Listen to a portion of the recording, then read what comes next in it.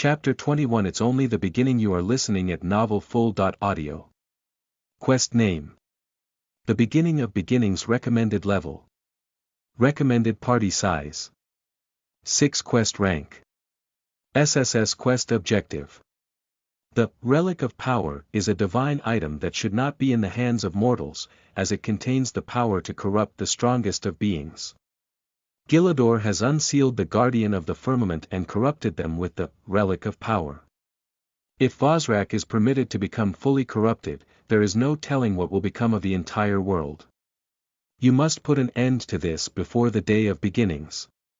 Adventurer, know that this is only the beginning. Time limit. 90 days. Part 1.0/1 Find clues regarding the background of Gillador. 0 out of 1 Find the lost page belonging to the Book of Beginnings. Rewards, gain +3 levels. 10 gold coins. Gain +3 skill points. Gain +300 world fame. 1 epic rank equipment. Failure penalty. Lose 0.3 levels. Lose 0.300 world fame. Destruction of the capital Amaharp. Special note. This quest may be shared with up to 5 other players. As Isroth read over the quest information, an odd expression formed on his face. It was a fusion of excitement, confusion, and a bit of regret. Isroth was no fool. He understood that those 2 bosses were unique and would probably be very difficult to find again in the near future. One was an epic boss while the other was legendary. After facing multiple bosses in a short period of time, examining the corpse of the mysterious goblin, when he entered the room, and how those 2 revealed themselves, I was much easier to piece together precisely how the bosses of this game worked. If I'm correct, then bosses should be ranked similar to that of equipment. The only difference is that it seems like common and uncommon are just normal boss monsters like the Goblin Foreman Rathuja, and the Goblin King's Commander Trilogia. The mysterious goblin was a rare boss. Gillador became an epic boss using the power of the legendary boss Vazrak. The world bosses may fall into the same category, but I've only met one for now, so I cannot say for sure. Isroth was quickly piecing everything together to make some sense of it all. Isroth felt excited due to the various rewards he would receive if he managed to complete the world quest. The most valuable thing was definitely that epic ranked equipment, since it would help him to become stronger just by equipping it. However, he could suffer a tremendous loss if he failed by not only losing 3 levels and 300 world fame, but, if he invested too much time in the quest, then it was possible that his leveling speed may slow down and he comes up empty-handed through it all. The source of his confusion came from mainly 3 things. The first was finding out clues about Gillador's background. He had no idea where Gillador was from or where to even begin, so how was he supposed to find clues to his background? The next was finding a lost page from the Book of Beginnings. Once again, he did not even know where to start searching for something by that name. It was as though the game wanted him to fail by leaving him no hints at all. The final thing was the destruction of the capital, Amaharp. Isroth possessed absolutely no knowledge of a place called Amaharp, so why was it so important that it was a potential target for destruction? There were too many unclear things and unanswered questions. Isroth could only sigh and shake his head a bit. The reason he held on to some regret was the fact that he was not yet strong enough to fight against an epic or legendary boss. How could he not be frustrated by his own lack of strength? Though if any other player heard him say that at this moment and knew of the skills he had, they would want to strangle him to death. If he lacked strength, then what was left for them to lack? As far as accepting the world quest went, so what if there were failure penalties? On the path of cultivation, failure often meant certain death. How could he possibly fear those penalties more than death? Of course, he would accept the quest. Ding! The world quest, the Beginning of Beginnings, is now active in your quest logs. Ding! The quest time limit of the Beginning of Beginnings has been started. 90 days remaining.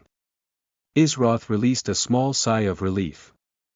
With this, everything was settled for now and he could finally leave this place after having gained many benefits. As Isroth began to walk away and go back towards the way he originally came from, a loud ringing sound echoed in his ears, causing him to come to a sudden halt. It was as though something was crying out for attention and did not want to be left behind. It did not take long before Isroth found the source of the noise. A single small bright orb-shaped item was placed on the ground where Vazrak and Gilidor had gone in through the void. Isroth turned around and stepped in the direction of that small orb object, arriving before it and reaching down to take it into his hand. When he inspected the item, it dawned on him that he was indeed left a small hint after all. Magic item name. Vazrak's gift. Magic item rank. S. Magic item HP, Infinity, Indestructible, Magic item ATK. 0. Magic item DEF. 0. Usage. If the user of this item is close in range to a page from the Book of Beginnings, it will lead them directly to it. This item can properly store pages from the Book of Beginnings and cloak its incredible energy. Detection range. 1000 meters. Special note. This item cannot be traded or sold. If a page from the Book of Beginnings is not held inside of this item within 90 days, it will shatter and turn to nothingness. An indestructible magic item that's rank S. Isroth muttered to himself in a low voice. Ever since he began his journey inside of this cave, there has been one surprise after another. When Isroth first started playing this game, he believed that it was going to be dull and boring. After all, it was just running around and killing things, right? But even he had to admit that he may have judged it too soon. Every time Isroth believed he had something figured out, another event would happen that altered the already preconceived notion he formed of it beforehand. Isroth put away Vazrak's gift into his inventory before looking around at the room once more. After not finding anything else, he decided it was finally time to leave from this place as soon as he finished up one last thing. The skull key. Isroth removed a skull-shaped key from his inventory. It was the same key that he looted from the Goblin Archer a good while back in that room filled with traps. Isroth had already looked all throughout this room and the boss room. There were also no doors in that huge open field area where the red orbs were located. So then, what door could this skull key possibly open? Was there something he missed? Isroth just shook his head. If it's not meant to be, then it's not meant to be. Just as he was getting ready to return the key to his inventory as he moved outside of the room inside of the stone wall, the skull key shook slightly in his hand before flying out of it. A few moments later, a small clinking sound was heard, as though some gears were shifting around into place. Isroth had a puzzled look on his face as he watched the key levitate in midair above the space where the red misty light of those strange totems all converged at. This. Isroth dashed over and stood directly in front of the key, and when he reached out his hand to grab onto it, a line appeared in the middle of the air and slowly opened up as though it were a doorway.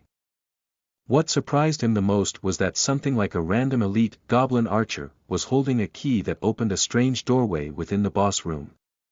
When the door opened, a bright light flashed, blinding Isroth, causing him to squint his eyes as a strong force pulled him inward while the door shut itself tightly after he entered. The skull key that floated in midair vanished and the door that was just opened up was nowhere to be seen. For a moment, Isroth felt as though he was floating just before landing onto his feet without much issue.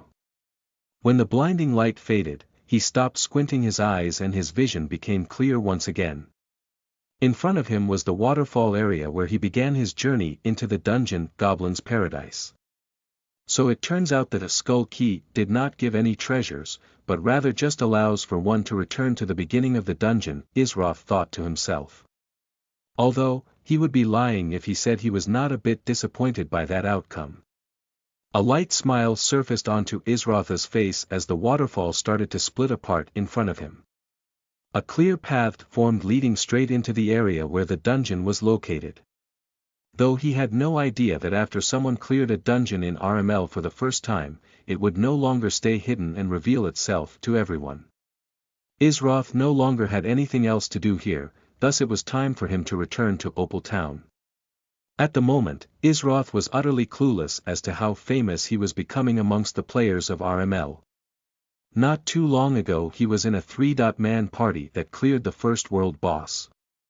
Just a few hours after that, he managed to clear an entire dungeon by himself, and it was one that he was the first to discover.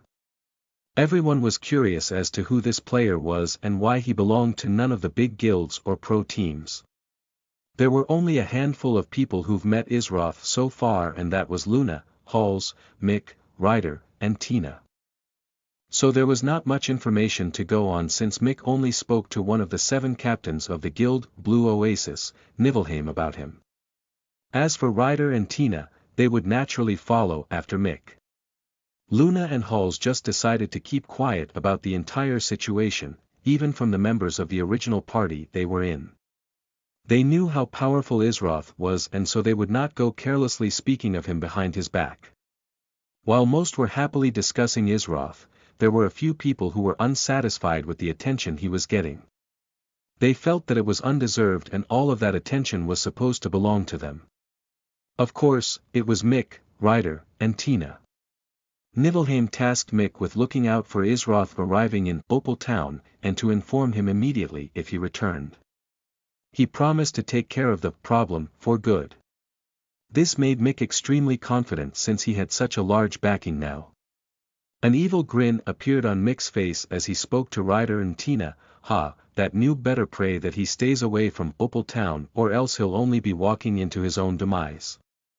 Even if killing isn't allowed in a safe zone, if he refuses to leave, then he won't be able to level up. If that happens, then we can kill him any time we want when we become even stronger. Humph, serves him right for trying to toy with us.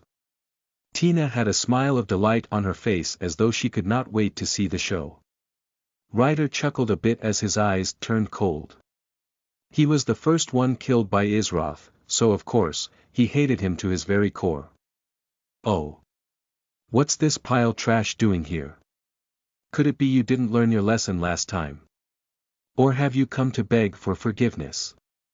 Mick, Ryder, and Tina suddenly heard an extremely familiar voice coming from the side of them. It's you. Mick's facial expression turned extremely ugly when he saw the person who dared to talk to them in such a manner. But shortly after, he couldn't control his happiness at the thought of what would soon happen to this person before him as a huge grin formed on his face. Isroth, at last, returned to Opal Town. Chapter 22. Returning to Opal Town. You're listening at NovelFull.audio. Mick turned his head towards Ryder and nodded a little. Ryder knew what this meant and gave a slight nod in return before sprinting away. Mick then put his attention back on Isroth as a cold look invaded his eyes and an irritable smirk emerged on his face.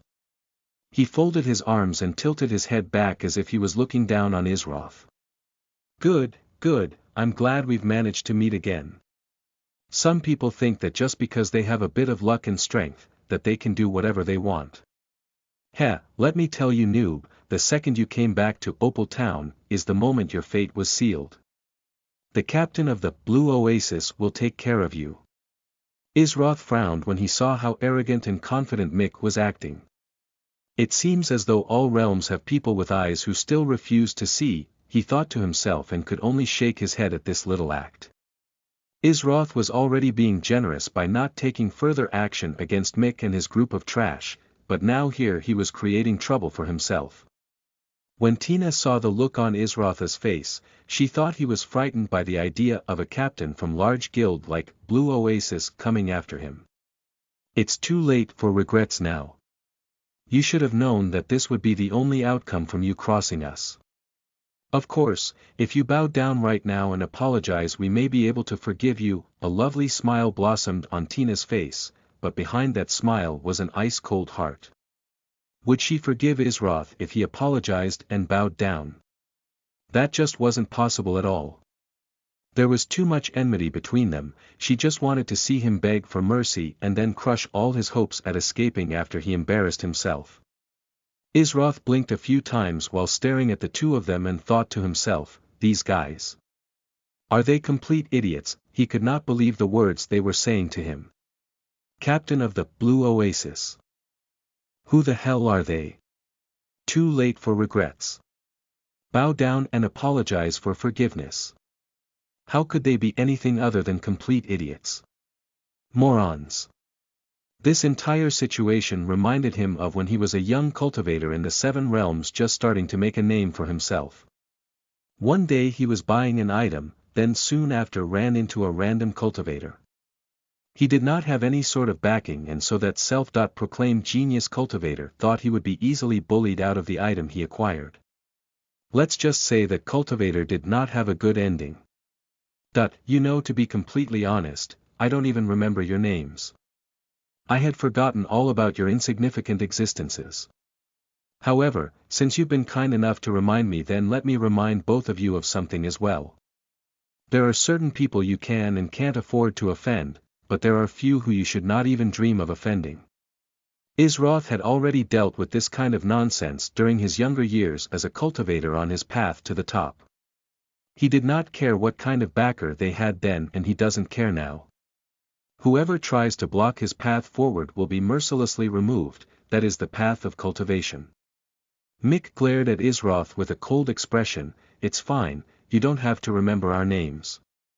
After today, you won't be able to think about anything else except what you could have done to prevent what's about to happen from taking place. Mick was trying to taunt Isroth into not running away. He knew how aggressive his personality was, so he decided to try and trick him and enrage him to get them to stay put long enough for Nibelheim to arrive. Little did Mick know that Isroth never planned on running away to start with. In the distance, Ryder could be seen walking behind someone in a respectful manner.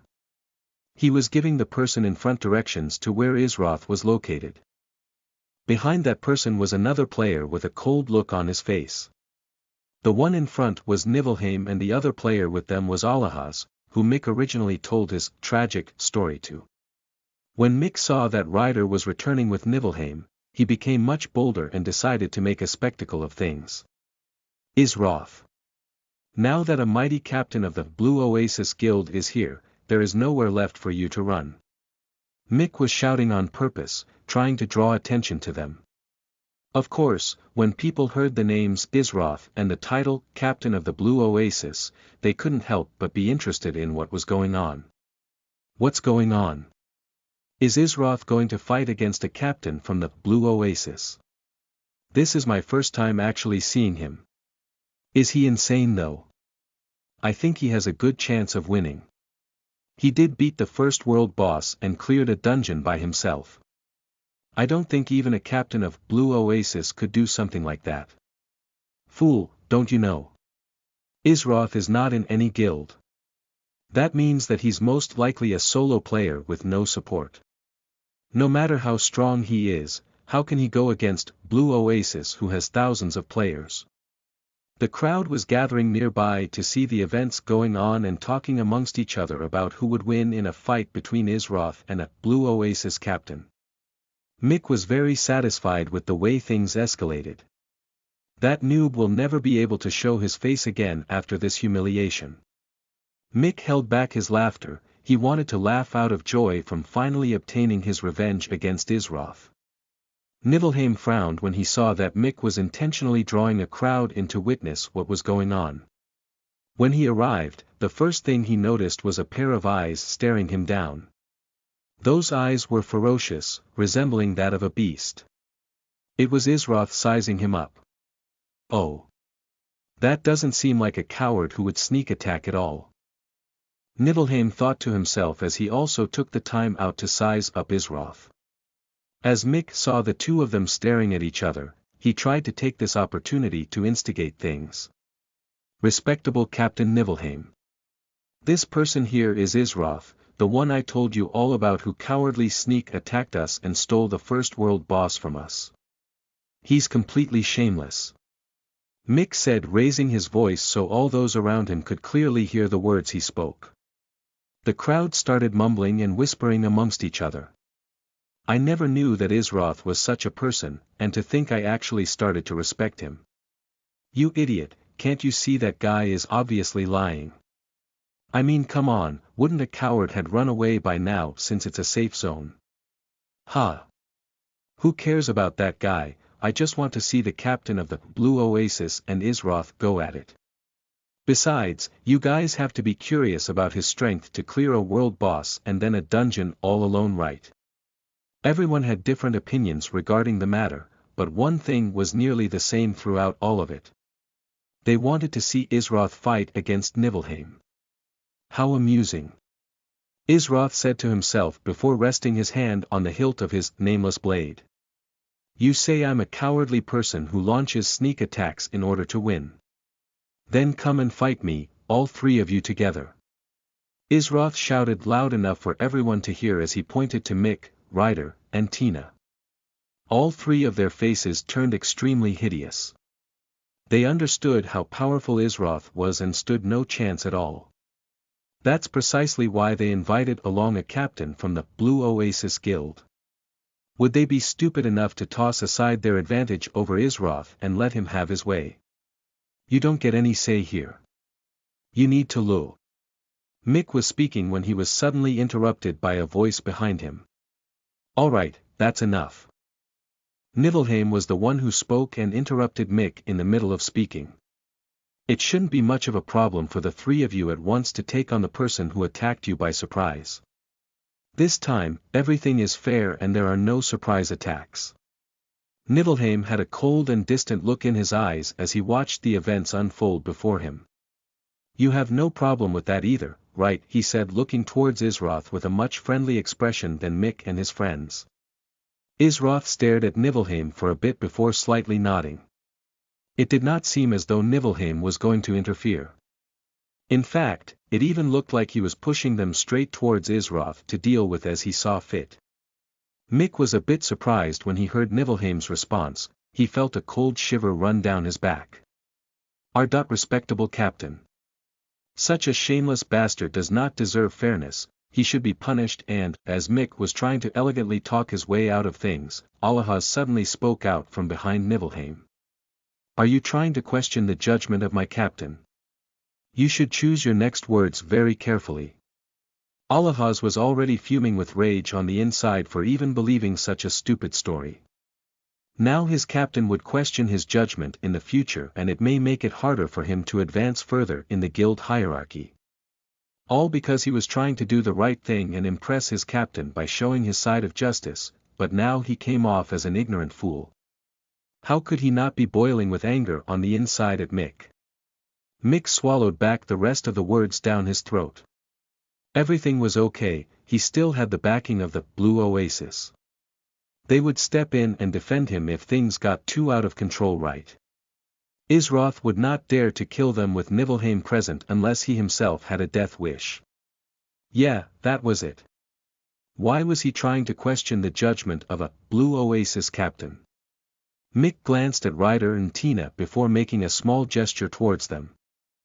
All right, we accept your challenge. It's too late to beg for mercy, and regret your actions now. Isroth had a smirk on his face, looking down on Mick and his group in disdain. Trash like that did not even warrant his attention, but some people could only learn by first-hand experience. He then started to walk out of the safe zone and towards the beginning open area in front of the willowed forest.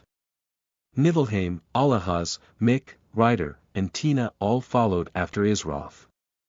A large portion of the crowd decided to follow along as well, since they already spent so much time here. They wanted to see someone fight at the very least. PvP did not happen much this early on in the game, so to witness it happening out in the open like this was quite rare at the moment.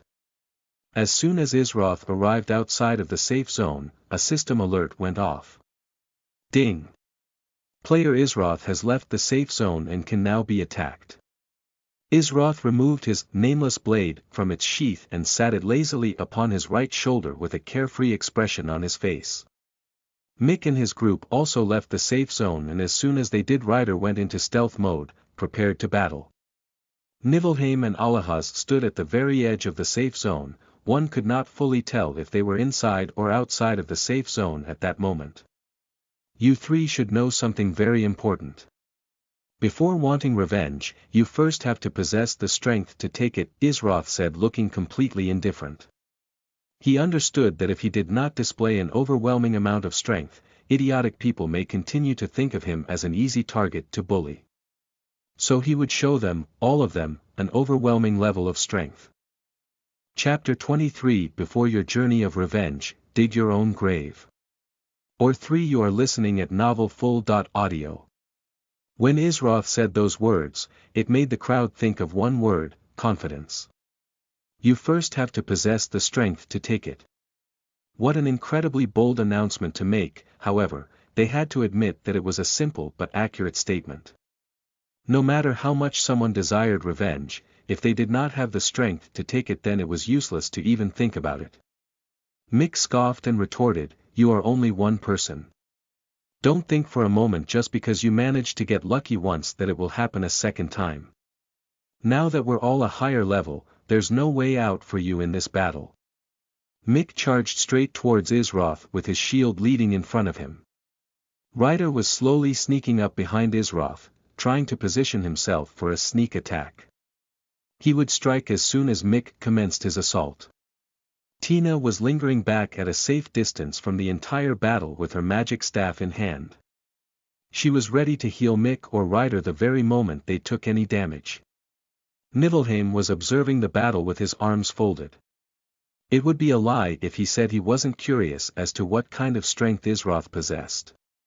After all, if he turned out to be strong, then he would try to recruit him into Blue Oasis and offer him a good starting position. But if he turned out to be weak, he would still lend a hand and invite him to at least be a member of the lowest level in Blue Oasis. That way people would think twice before messing with him. Niflheim knew better than anyone what it was like to be without a backer. Usually, he was very strict in the way he ran things with the guild members stationed under his wing. But Izroth's situation reminded him of himself when he first started gaming all those years ago, and so he could not just turn a blind eye to things. Though this was a player who cleared the first world boss and beat a dungeon solo. How was it possible for them to be weak? As Mick was charging forward, Izroth remained standing still with his nameless blade resting against his shoulder. So slow. Ever since Izroth reached the second stage of the Heavenly Golden Body technique, his overall senses received a great boost. This meant that Mick, who was part of the warrior class that did not specialize in any type of speed, he was moving in what seemed like slow motion to Izroth. Although Ryder was currently in stealth mode, Izroth already discovered the weakness of that skill. Just because someone was invisible didn't mean you would not be able to hear them or sense any sudden shift and changes in your surroundings. He knew that Ryder was attempting to creep up on his back and launch an attack. The whole plan was actually not that bad considering the 3 people executing it, but it was simply not enough to even challenge Izroth. Since they wanted to humiliate him, he would return the favor 1,000 times over. Just as Mick's sword was getting ready to strike Izroth from the front and Ryder was preparing to stab his dagger into Izroth from behind, 2 words left his mouth in a low murmur. Flickering steps. Whoosh. Izroth had vanished from the spot he was in, but he left behind an afterimage in his place. When Mick and Ryder's attacks approached where Izroth just stood, they both formed smiles on their face as if they were victorious. But soon after they were utterly dumbstruck as their weapons phased straight through Izroth's body. Niflheim was visibly shocked when he saw what just happened, but he did not even have time to ponder over it before what happened next. Doviko, Phantom Strike. Ryder only heard 2 words enter into his ears before everything around him turned gray. Izroth's nameless blade struck his body twice, not even giving him a chance to defend himself properly. 160 HP. 250 HP. 0/375 HP remaining. Ryder, ding. Player Ryder has died. Ryder was the first to die once again. He felt thoroughly humiliated and furious at not even being able to scratch Izroth. How could a player be so strong already? He did not even know how he died. Izroth continued onward, flickering right past Mick, but as Izroth was going by he slashed Mick right across his neck area. It was not to kill him, but just as a show of power. Izroth's action said to Mick, "I decided to let you live, so you lived. If I want you to die, then you can only die." Critical hit. 320 HP. 380/700 HP remaining. Mick, Tina was scared out of her mind. All she witnessed was Ryder's HP drop to 0 instantly and then Mick losing almost half of his HP. She immediately tried to cast her new skill, Heal, on Mick, but before she could even cast it she felt something slip quickly across her neck area. Why isn't my skill casting? Why can't I use Heal? Tina was trying to comprehend what was going on, however, just like Ryder she died without even understanding how. Isroth had easily eliminated Tina with one precise cut to her neck. With Tina neglecting her defense and health stats, she could not even take one of his normal strikes. Critical hit. 350 HP. 0/330 HP remaining. Tina, ding. Player Tina has died.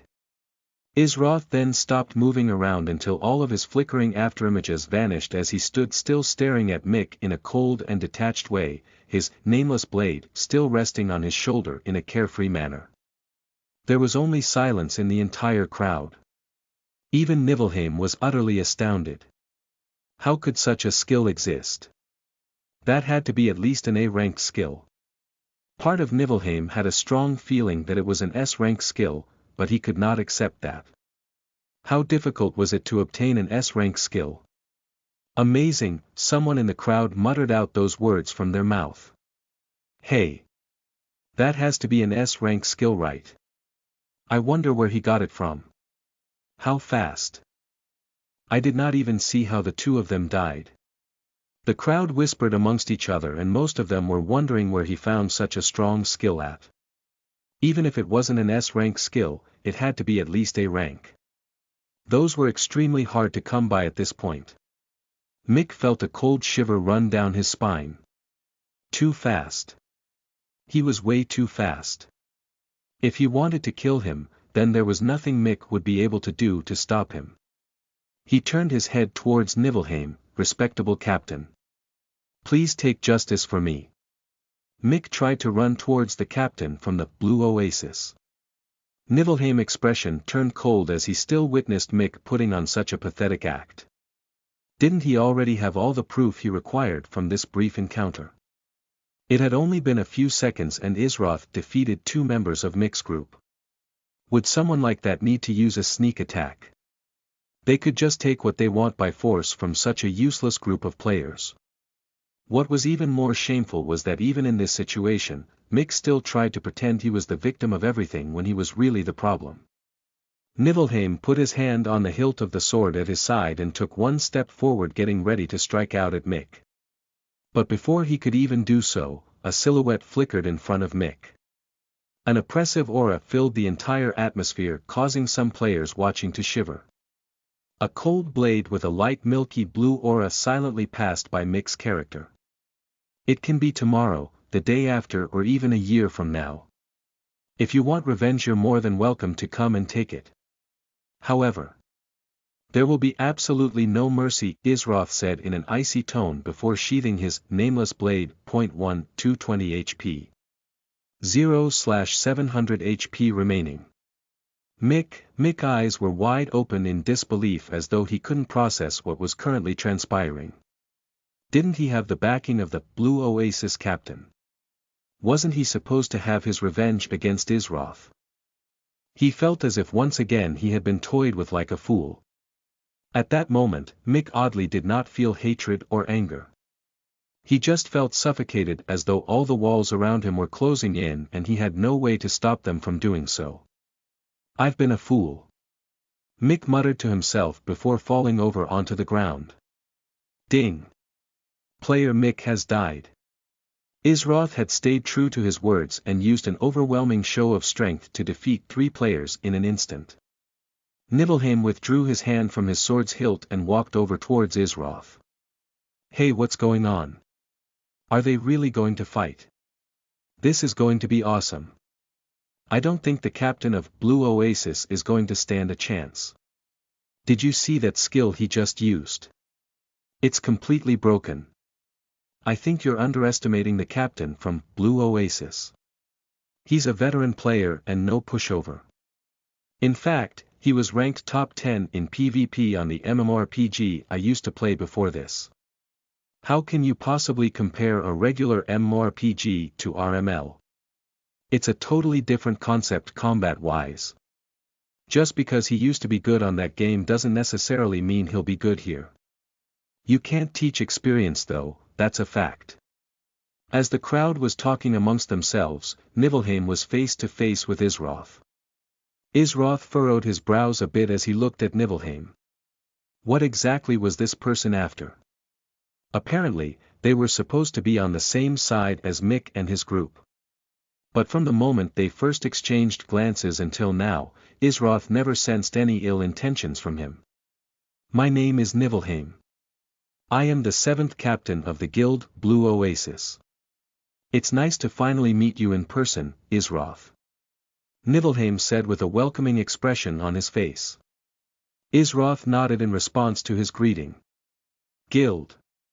Isroth thought to himself as he searched through the memories of the hardcore gamer before soon coming up with an answer. I see, so these guilds are similar to the sects of the 7 realms. Interesting. As Isroth was thinking to himself, Niflheim continued speaking, not bothered by Isroth's way of responding. You seem like someone straightforward who dislikes those who beat around the bush. So I'll just say it, how would you like to join Blue Oasis as a commander? You'll get many benefits from doing so.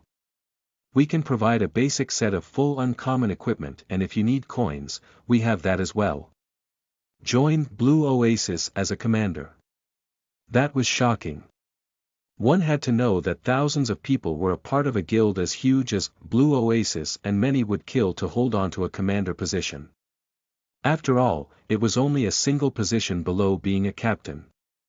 It took years to get to such a point, and yet Niflheim was offering it to Isroth without hesitating. What an amazing opportunity! The people in the crowd were surprised by the offer. Most of them dreamed of having such a high position in a guild like Blue Oasis, one of the top 10 guilds in MMORPGs. Everyone was wondering how Isroth would respond to the offer. I'll have to refuse, Isroth shook his head. Even though Niflheim did not seem like a bad person, Isroth was not someone who liked being tied down by rules. He knew that sects, or rather guilds, in this case, had many rules you must follow in order to be a part of them. The only way he would ever join a guild is if it was one he created himself. The people gathered there were stunned at the fact Isroth declined such a position. A lot of them already began to leave as though all the fun parts were now over. Isroth and Niflheim clearly were not going to fight. Niflheim let out a small sigh of disappointment. He figured that this would be the case given the performance Isroth has been showing lately. But it was still worth a try nonetheless. That did not mean he would completely give up though, since talents like Isroth were hard to find. Ding. You have received a friend request from Niflheim, do you accept? I see, that's quite a shame. However, since fate has brought us together, I believe our paths will cross again in the future. Niflheim spoke as he sent a friend request to Isroth. Isroth did not have a bad impression of Niflheim and saw no reason to reject him completely. Besides, he may need some information one day, and he knew the best way to get it was to make connections, especially with large groups such as the Blue Oasis that Niflheim was a part of. Fate is it? Isroth smirked a bit when he heard that saying. Ding. You have added Niflheim as a friend. Niflheim nodded towards Isroth. I shall take my leave. If you change your mind or need anything, don't be afraid to message me. He then walked away along with Alahaz. As Isroth was walking back towards Opal Town, a system alert went off in his head. Ding. System alert. Player Luna has sent you a message. Chapter 24 Onward to Amaharp. You are listening at novelfull.audio. Ding. System alert. Player Luna has sent you a message. Are you back in Opal Town? Well, I'm sure you are, since I doubt anyone else named Isroth could cause such a scene. I heard you're pretty close to one of the Blue Oasis captains now. Are you really not going to join them? Luna was at the shop gathering some items to begin a journey when she overheard the nearby players discussing the events that took place with Isroth just a bit earlier. What happened only a few moments ago had already spread so fast, Isroth was a bit surprised. Then again, with this kind of way to relay messages, it's not all that shocking when you think about it, he thought to himself as he replied to Luna. He wouldn't necessarily say that he and Nibelheim were anywhere near close, they were more on a professional level. After all, large groups that could move a lot of people at once were typically the best at amassing all kinds of information, and Isroth understood he could eventually cash in on such a thing. News has spread fast. I am back in Opal Town. As for joining Blue Oasis, I'm not interested, and I wouldn't necessarily say I'm close to that guy. System alert. Player Luna has sent you a message. Is that so? I see. It does seem just like you to turn down an invitation, even from a guild as popular and strong as Blue Oasis. Luna could not help but to lightly giggle as she envisioned Isroth's straightforward attitude when conversing with the captain from Blue Oasis. She understood he wasn't a bad person at all, merely that most may see his straightforward nature as offensive. Though it looked as if nothing important happened between Isroth and the Blue Oasis captain, so she let out a sigh of relief when she arrived at that conclusion. A very light blush arose onto Luna's cheeks as she realized that she was actually worried about Isroth. They've only met once and could not be deemed as close friends, but Luna felt at ease when talking to Isroth. He possessed no ulterior motives and was an honest person. It was very trying to meet guys with those two qualities. System alert. Player Luna has sent you a message. Halls and I are getting ready to travel towards Amaharp. Alright, you might not know yet, but Amaharp is the capital city of the region we're in. The real game doesn't truly start until you at least reach there. Would you like to travel with us, Beov Amaharp? Wasn't that the name of the capital city that would be destroyed if Isroth failed to complete the quest, the beginning of beginnings? There might be clues there linked to the quest, so he should definitely pay it a visit. Although he had 90 days to finish the quest, Isroth held on to no other leads besides Vosrak's gift to go on. Okay, Isroth replied back to Luna. System alert. Player Luna has sent you a message. Great, I'll send you the coordinates of where we're meeting at. You should shop for some items like potions and receive your recommendation letter from your class teacher. It's only with that letter that they will permit you entry into Amaharp. We'll meet there in 20 minutes, see you soon. Ding. Player Luna has sent you coordinates. Isroth skimmed over the coordinates that Luna sent before closing out his system alerts. I was originally contemplating about selling off some of the items here, but it may be a better idea to hold off until I get to Amaharp to receive more benefits. He then walked around and not too long after saw a shop sign with the words, Timothy's Potion Shop, written on it in big letters.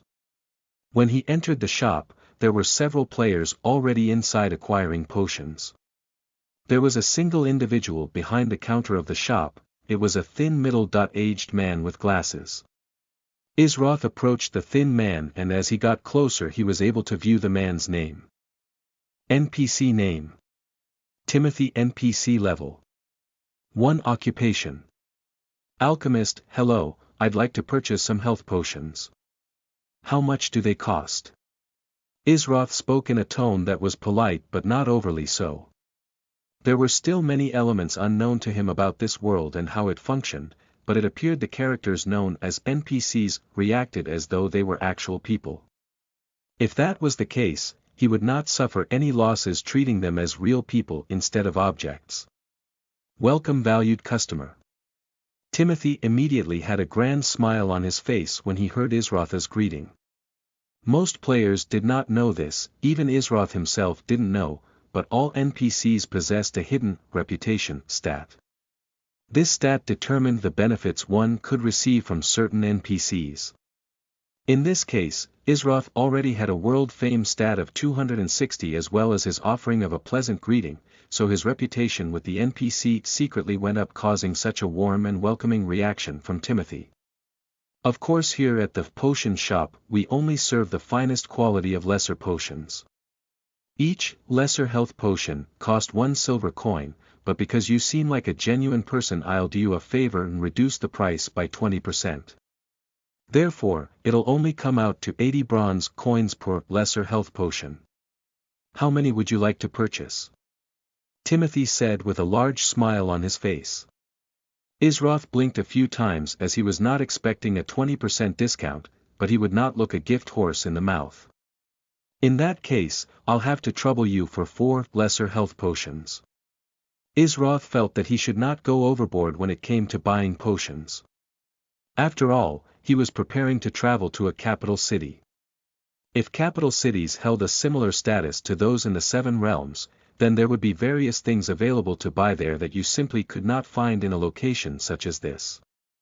So he chose to save the majority of his coins for such a situation. Please, it's no trouble at all, esteemed customer. Timothy then reached behind the counter before taking out X4 lesser health potions. The original price is 4 silver coins, but with your discount, your total comes out to 3 silver coins and 20 bronze coins. Isroth had no problems with the price and removed the number of coins from his inventory, giving them over to Timothy. Thank you for your business, valued customer. Please come again. Timothy gave a respectful bow. Isroth nodded before placing the X4 lesser health potions into his inventory, and heading out of the potion shop. It was time for him to get a recommendation letter from Gear, the combat master class teacher. Isroth started walking towards the location of that rundown building that belonged to the combat master class players.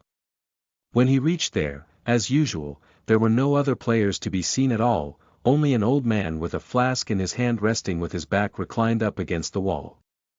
Although this old man looked insignificant and weak, he was actually a powerful adventurer known as Gear.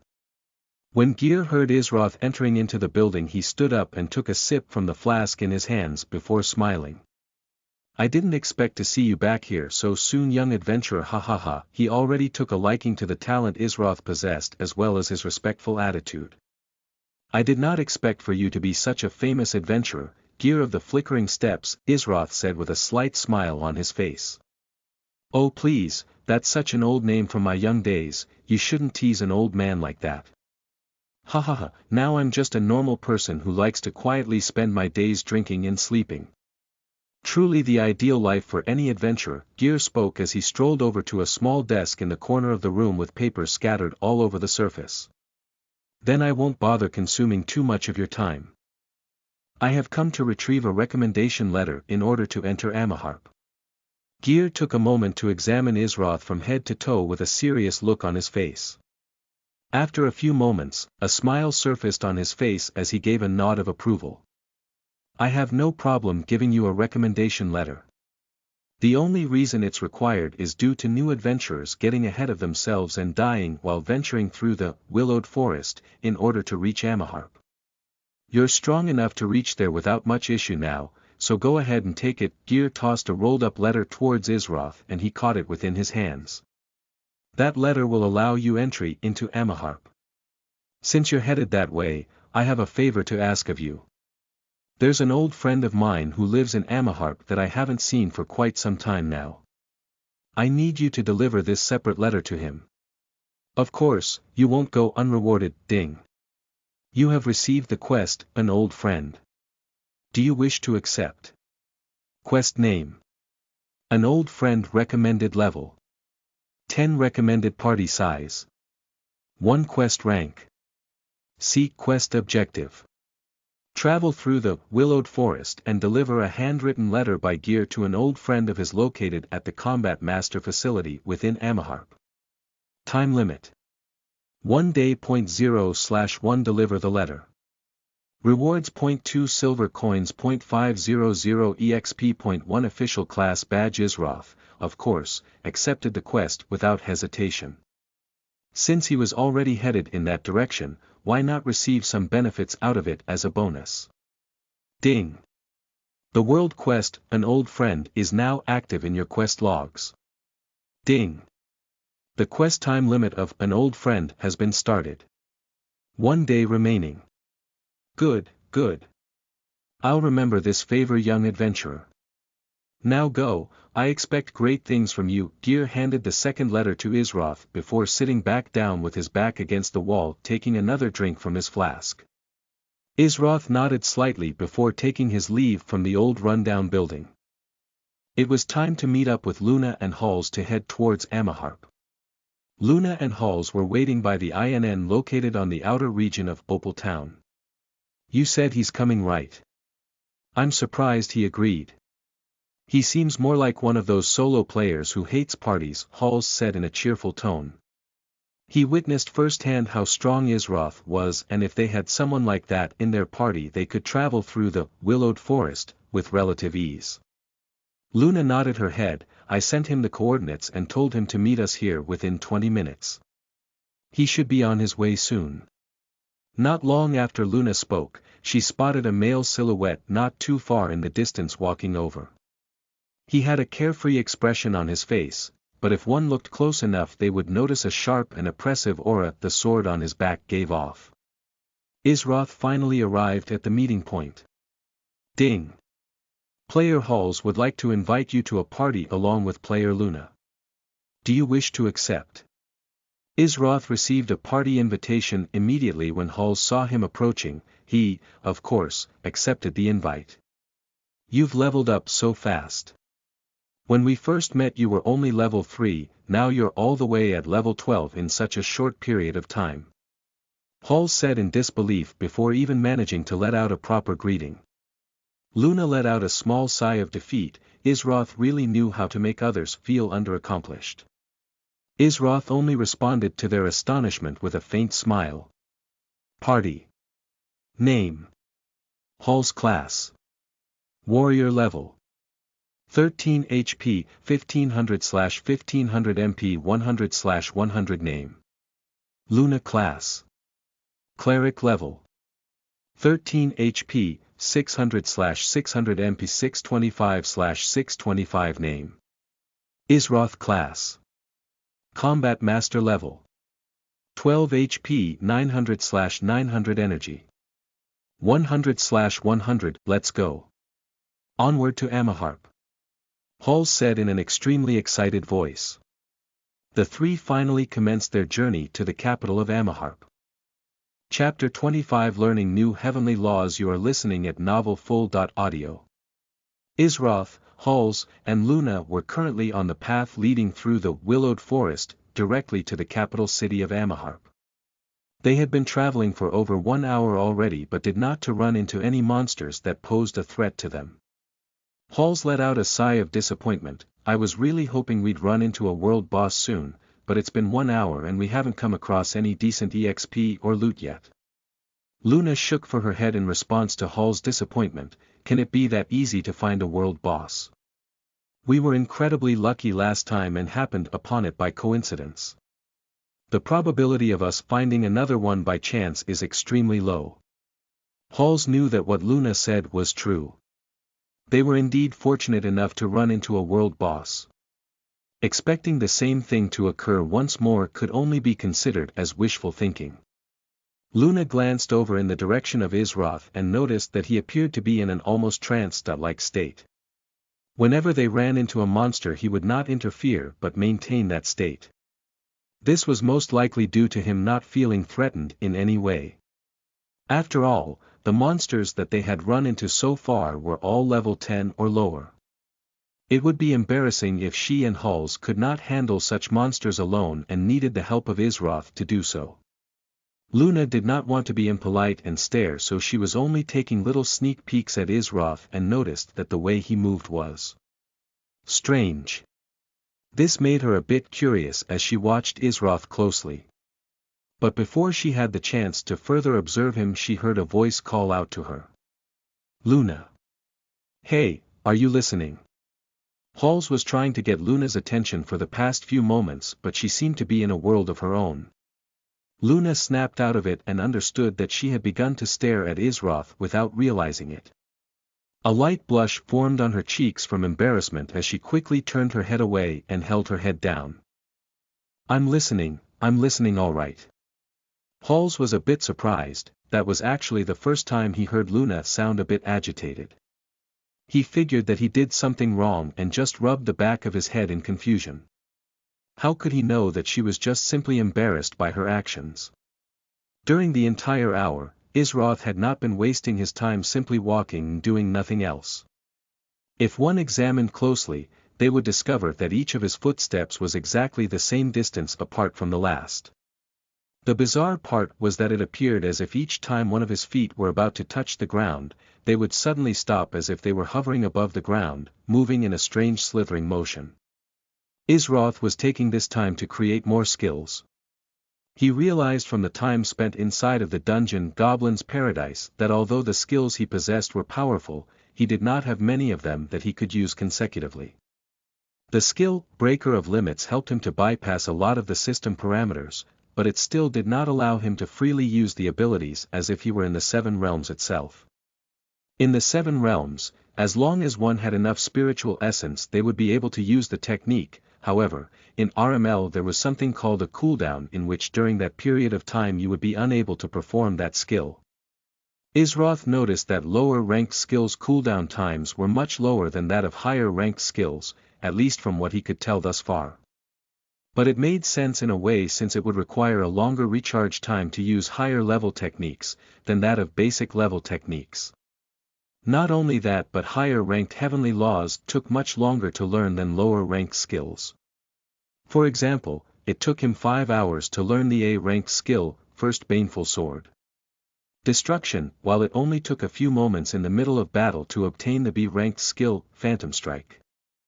Even though the skills were separated by a single rank, one still took much longer to learn than the other.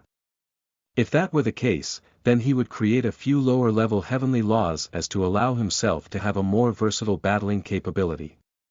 He wasn't only working on that one heavenly law itself, but rather 2 other different kinds of lower-level heavenly laws at the same time. Even though they could not match up to the heavenly golden body physique or even the 3 baneful swords heavenly law, that did not mean the techniques themselves were useless. Besides the heavenly law Isroth was practicing using his footsteps, he was also moving his index finger in a peculiar motion. It gave off an incredibly piercing aura as though it would not have any problem breaking through tough defenses. The last heavenly law Isroth was practicing was actually a palm technique. As his palm moved, it was followed by a myriad of illusions and each one seemed to have an existence and mind of its own. The 3 skills that Isroth were learning was Serpent's Bite, Fissuring Point, and Myriad Elusive Palms. Not much deliberation was needed for Isroth when choosing these 3 heavenly laws as they suited his requirements to allow for a more versatile fighting style. None of the techniques were particularly impressive when compared to the First Baneful Sword. Destruction, especially when it came to attacking power, but their uses would be much more frequent. Not too long after Isroth received his first system alert. Ding!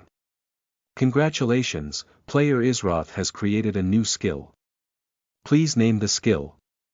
The first skill Isroth obtained was the Serpent's Bite, Heavenly Law. So, of course, he named it as such without having to think about it. Skill name. Serpent's Bite Skill Creator. Isroth Skill Level. 1/3 Skill Rank. See Energy Cost. 35 active. The user kicks with deadly precision, dealing 75% of the user attack as damage. This skill has a high chance to paralyze the target struck for 1.5 seconds, preventing them from taking any action. Description. A skill created by Isroth that focuses on precision and immobilizing the target for a short period of time. Beware the Serpent's Bite. Cooldown. 10 seconds. Isroth was satisfied with the overall performance of the skill.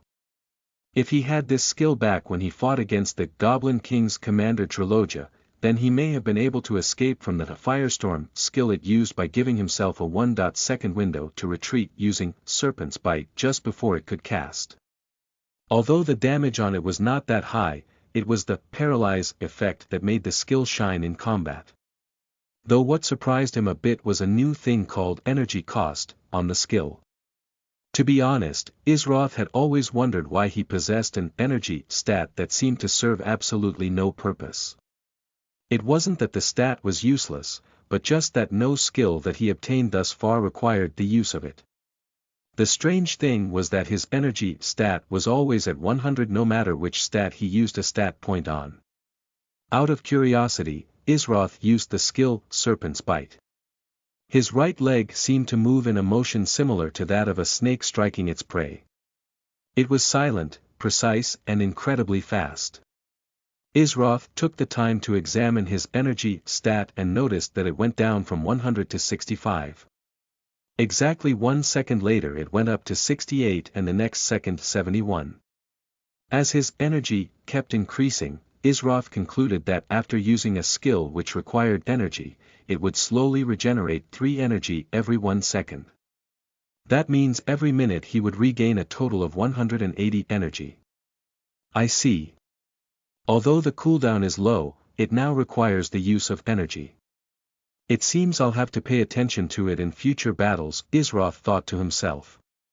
A few minutes later, yet another system alert went off. Ding!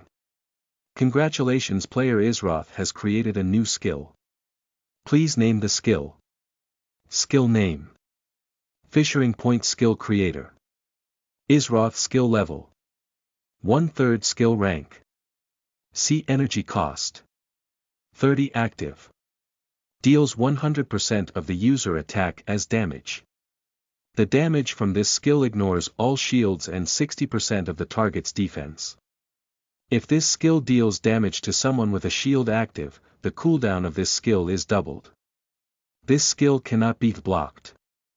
Description: a skill created by Isroth that can penetrate through almost any defenses with ease. Trying to block this skill is futile. Cooldown: 8 seconds. Isroth could not help but be astonished by the accuracy of the system that managed this game. He at first held some reservations about it being able to perceive his actions and form them into skills, but it exceeded his expectations. The fact that it's able to analyze and generate heavenly laws is extraordinary.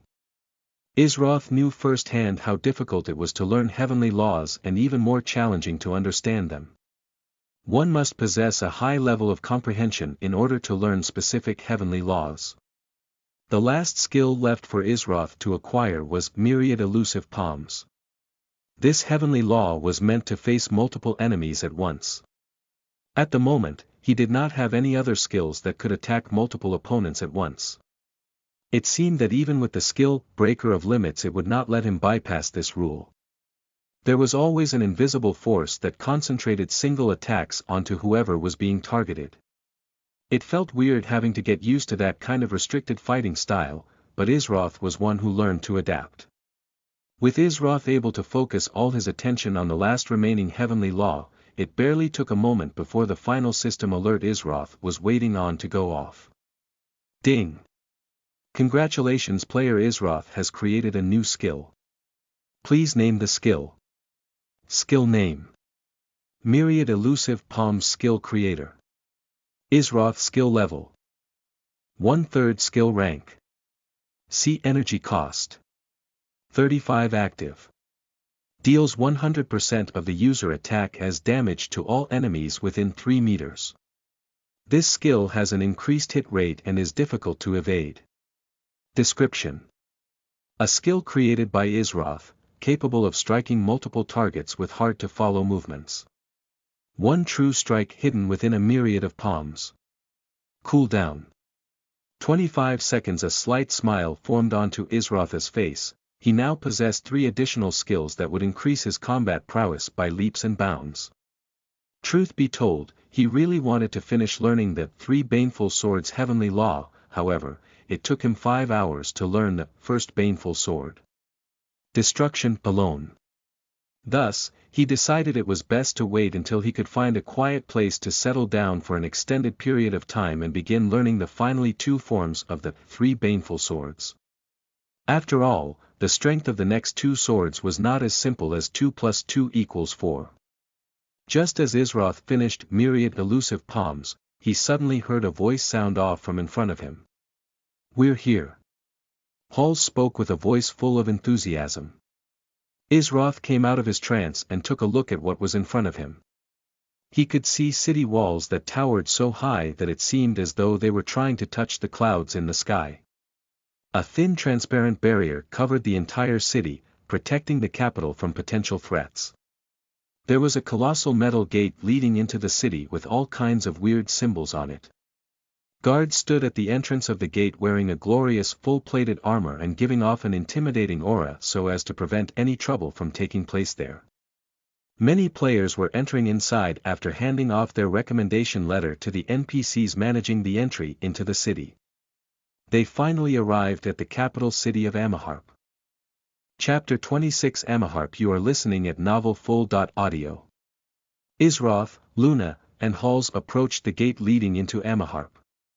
There was a group of players queued up in an orderly fashion waiting for their entry into the capital city. Next, a man sat behind a small table next to the gate called out in a monotone voice as though he was used to doing this all day. As he called out, the next few players walked up and handed the man their recommendation letters. They observed the players from before doing it that way and soon after gaining entry into the city without a problem. The man sitting behind the small table looked over their recommendation letter before waving his hand over it. On the letter formed a unique magic mark that was proof that one was allowed within the walls of Amaharp. If someone was caught wandering the streets without having this magic mark, then only an unfortunate death awaited them. Next, it was finally Isroth and his party's turn to enter into the city. The three of them gave their letters of recommendation to the man as he examined them closely. When the man read the letter Isroth handed over, he was quite surprised. This was the first letter of recommendation he had reviewed that was from the combat master instructor in Opal Town. But he was just a bit surprised, nothing else. Like all the others before them, the man waved his hands over the letters of recommendation before handing them back to Isroth, Luna, and Halls. Once they obtained the magic marking, the three finally entered into that massive gate, taking their first steps into the capital city Amaharp. The first thing that came into sight was an extremely grand palace in the distance. It was located at the back of Amaharp, but it was so enormous that one could view it when first stepping through the gates. Whoa! That palace is huge. Halls was startled by the size of the palace. It made some of the largest skyscrapers and buildings on Earth look like a small condo in comparison. The scene wasn't too shocking for Isroth, who had seen palaces many times bigger than this in the Seven Realms. In fact, this could be considered fairly small and would most likely belong to some small kingdom in the Seven Realms. Luna, however, was just as shocked as Halls, just not nearly as outspoken. She did manage to utter a small, amazing, from her mouth. I heard that the quest here can't be compared to those in Opal Town. They give much better EXP and rewards. Halls had a few people on his friends list who were already in Opal Town. Though they were all a part of guilds, and so even though they kept in contact with one another, playing together was another story. Luna nodded. That's to be expected of a capital city like Amaharp. Isroth looked around, scanning his surroundings. He was not sightseeing like the two other members of his party, but rather searching for the combat master class building. He had not forgotten the quest he received from Gear. Plus, he would need to eventually find the building either way, since it seemed as though if one wanted to progress further down their class path, they would need the assistance of the NPC teachers. Isroth did not have any lack of skills, but maybe he would receive a better weapon than the nameless blade he currently possessed. Although the skill attached to it was powerful and it was a rare weapon, in the end, it was only level 10. Isroth was currently sitting at level 12, having not outgrown the weapon yet, though it would not be too long before he did so. Isroth started walking forward towards the main streets of Amaharp. I need to tend to some matters here. Halls and Luna looked at each other, and soon after Halls nodded before saying, we need to find our class buildings and search for some quest. Otherwise, we can only dream about learning new skills. How about we all meet up back here at the gate in an hour? That way, we all have time to take care of some task first. Isroth didn't bother responding and simply held his hand in the air, giving a thumbs up as he continued walking forward. It was simply his way of saying he had no issues with it. Halls looked over at Luna and gave a helpless smile. He knew that Isroth was strong enough to do as he pleased and did not even need to be in a party with them. Part of him always questioned why a player as strong as Isroth accepted their friend request and even joined a party with them. What did he possibly gain from doing so? Isroth was walking leisurely down the main street of Amaharp. He had been doing so already for around 10 minutes. Along the main road, there were players trying to sell off or buy some equipment and items shouting out what they were looking for. "I'm selling a demonic bull's horn for 10 silver coins. The price is fixed, no negotiations. Buying low to mid-grade crafting material for the alchemy profession. Willing to talk about prices and buy in bulk. Selling uncommon equipment from level 10.12. 50 silver is the starting price for the lower level items." These were all the people who did not want to go through the game's auction house system and pay for the fee it cost to put items on sale there. Although it was faster and much more efficient, some players decided that it was worth the wait to obtain a higher profit by selling or buying items using a player-to-player transaction method. The thing that caught Isroth's attention was the player buying low to mid-grade alchemy materials. He remembered that Timothy back in Opal Town had alchemist as his occupation and was selling potions. From there, he recalled that the goblin's essence in his inventory was an ingredient used to craft different types of potions and he currently owned 7 of them. Isroth approached the player buying crafting materials. "Yo, are you selling any crafting materials? I only run a legitimate business here so the prices are fair. If you sell in bulks of 5 or more ingredients, I'll even throw in a small bonus amount."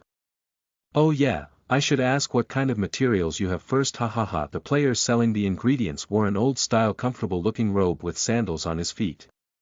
A conical hat was placed upon his head as if he were trying to give the impression of being a traveling salesman or a wanderer of sorts. "I have 7 goblins' essence to sale. As long as the price is fair, I wouldn't mind trading with you." Isroth took out one of the goblin essence items for the player to examine. It was shaped like a small orb the size of a marble and there was a light green color dancing around inside as though something was trying to escape from its confinement. The player buying the crafting materials examined the item Isroth held out for him to see. "Ah, this is goblin's essence. You don't see many of these in Amaharp." The player's eyes narrowed a bit as if he were thinking about something. "How rude of me.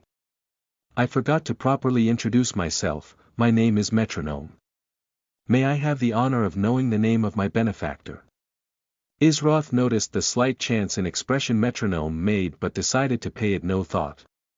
If he held any ill intentions, it would only be welcoming a disaster. "Isroth." When Isroth said his name, Metronome immediately formed a large smile on his face. I see. So you're Isroth." Ha ha ha, he did not know for sure, but he had a feeling that there was a chance this player could be the one who by himself cleared the first run of the dungeon Goblin's Paradise. After all, having 7 goblins' essence all at once was not something the average player could just pull out of their inventory at this point. That was unless they belonged to a large guild who possessed a massive amount of resources due to the number of players farming for them. Information about Isroth was actually really popular amongst the guilds these days. Even if guilds could not recruit him, at the very least they would be able to obtain a better understanding of his strengths and weaknesses as well as his level of overall threat to their interest. First clears were a thing dominated by the large guilds, and so if one went against that wave only trouble would be awaiting them. Though the large guilds never took action themselves, they always used a smaller guild under them to manage the task since they could not sully their reputation and be known as a guild that bullied players. It would not be good for their public image, especially since RML was just released. Isroth frowned when he saw that Metronome was going so far off topic. Would you like to purchase the Goblin's Essence or not? Isroth was supposed to meet up with Halls and Luna in an hour and he still had yet to find the Combat Master class building. Not only that, but he also needed to complete the quest gear entrusted to him. Metronome was a bit embarrassed by his lack of proper etiquette, "Ah yes, yes, of course, I'll buy them." After thinking for a bit he came up with a fair price but showed a bit of restraint since he wanted to become friends with a strong player like Isroth. Even though Goblin's Essence is uncommon at this point, it isn't to the point of being extremely rare or hard to obtain. However, since large guilds are hoarding materials and buying up the market, it becomes more difficult for small players like me to get a hold of it in large quantities. Taking all that into account, I can offer you 2 silver and 20 bronze coins per essence. The bronze coins are an increase of 10% of the total value due to you having them in a batch of 5 or more. Though if you want to sell less than 5, then I can only do 2 silver for each. That's my offer. Isroth observed Metronome carefully as they spoke. From their body language all the way to their tone of voice and the dilation of their pupils. Even though Isroth held no knowledge of the prices items were worth in this game, he still lived for thousands of years and had experience in telling when someone was lying or not. If someone wanted to lie in front of him, then they would need nearly perfect control over their body and emotions, which was an incredibly difficult thing to accomplish. Isroth did not respond right away and waited a few moments. Metronome was waiting patiently for Isroth to reply to his offer. It was a solid offer and definitely not one he would make as a first purchase attempt from some random player. He wanted to form a small connection with Isroth so that in the future he could possibly seize a chance to capitalize on it. I have no problem with the price, however, I do have one condition. Isroth finally broke the silence. Metronome frowned on the inside. He had already given Isroth the best possible deal. If Isroth were to ask for any more than that, then it would mean he wanted Metronome to suffer a loss. That was asking too much. I want the location of the Combat Master class building. If you can give that information to me, then I'll sell you all 7 Goblin's Essence at the price you set. Metronome let out a sigh of relief when he heard Isroth speak, and that huge smile returned to his face.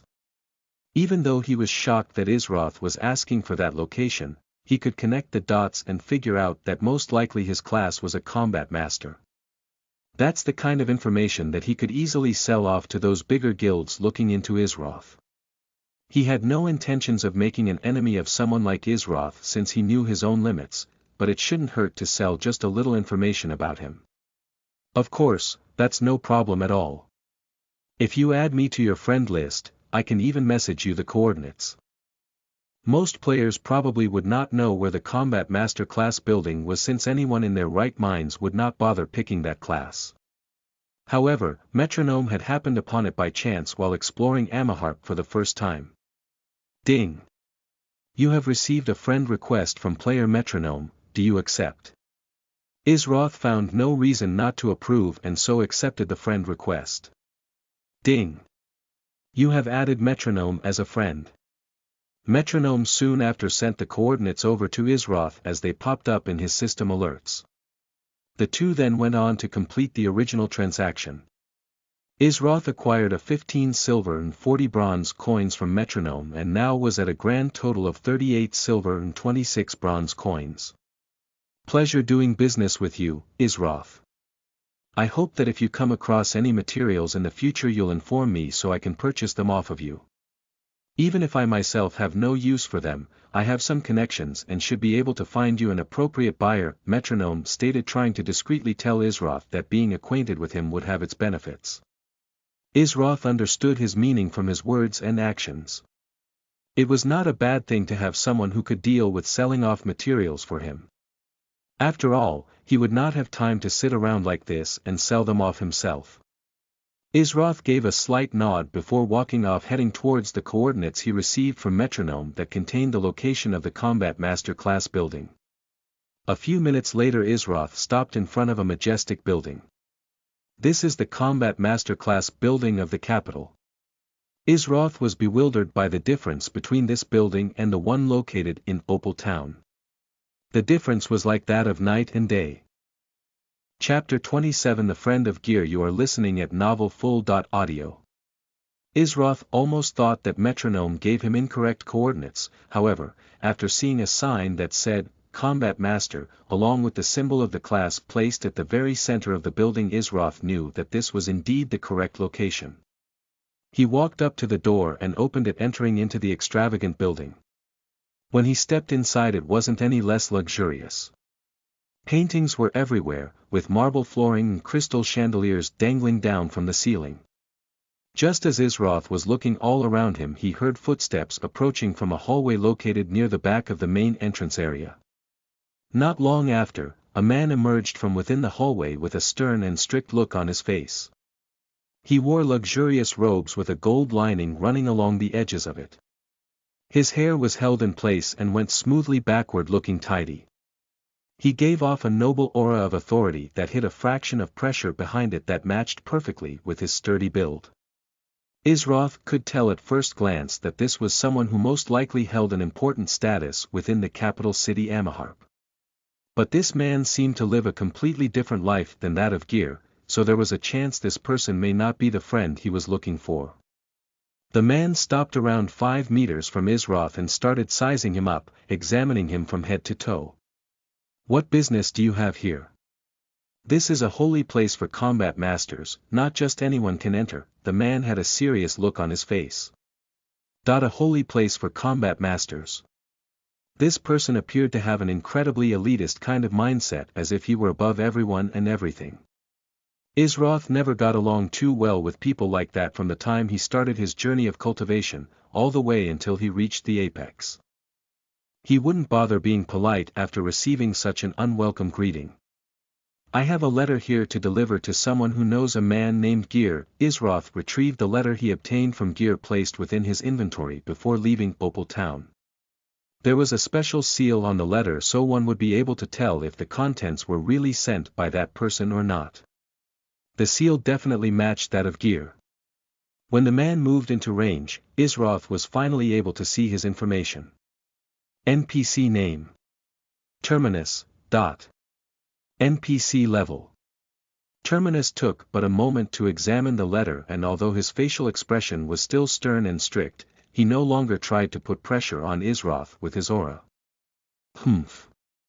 What does that old drunken fool want now? If he wants more gold coins, then you can just tell him to forget it. I've already sent him enough to last more than 10 lifetimes." It appeared as though he knew Gear personally after all. "Gear told me that it was important this letter gets to you. I'm just doing a favor is all. Whether you accept it or not has nothing to do with me," Isroth said in a firm tone. Terminus narrowed his eyes as he looked at Isroth. It had been a long time since someone dared talk to him in such an unruly manner. But, when he heard the words Isroth said, he knew the matter had to be serious for that old fool to say it was important. That meant it was something even he wasn't confident in handling alone. He decided to receive the letter from Isroth and read over it. The more Terminus read, the uglier his facial expression turned. How could this be possible? They should still be sealed. He finished reading the letter and had an incredibly gloomy look on his face as he massaged his temples. If what he says in this letter is true, then it won't be long until it comes for that item here in Amaharp.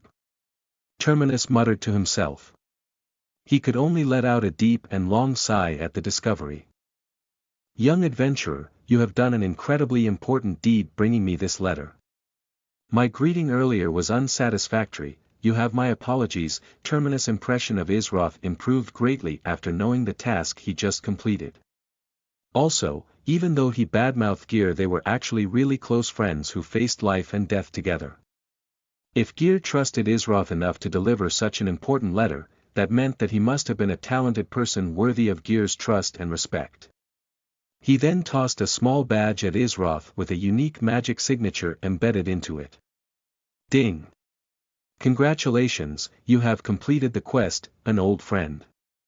Rewards: 0.2 silver coins, 0.500 exp. 0.1 official class badge. Isroth caught the badge and looked down at it.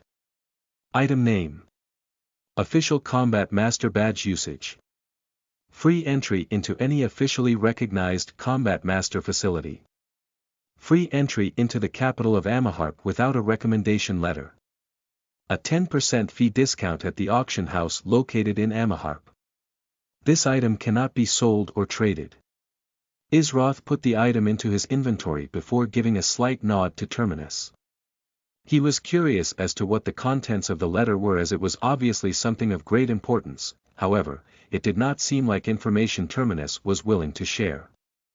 Then, I shall take my leave. Isroth turned around and started heading towards the exit of the building. Wait a moment.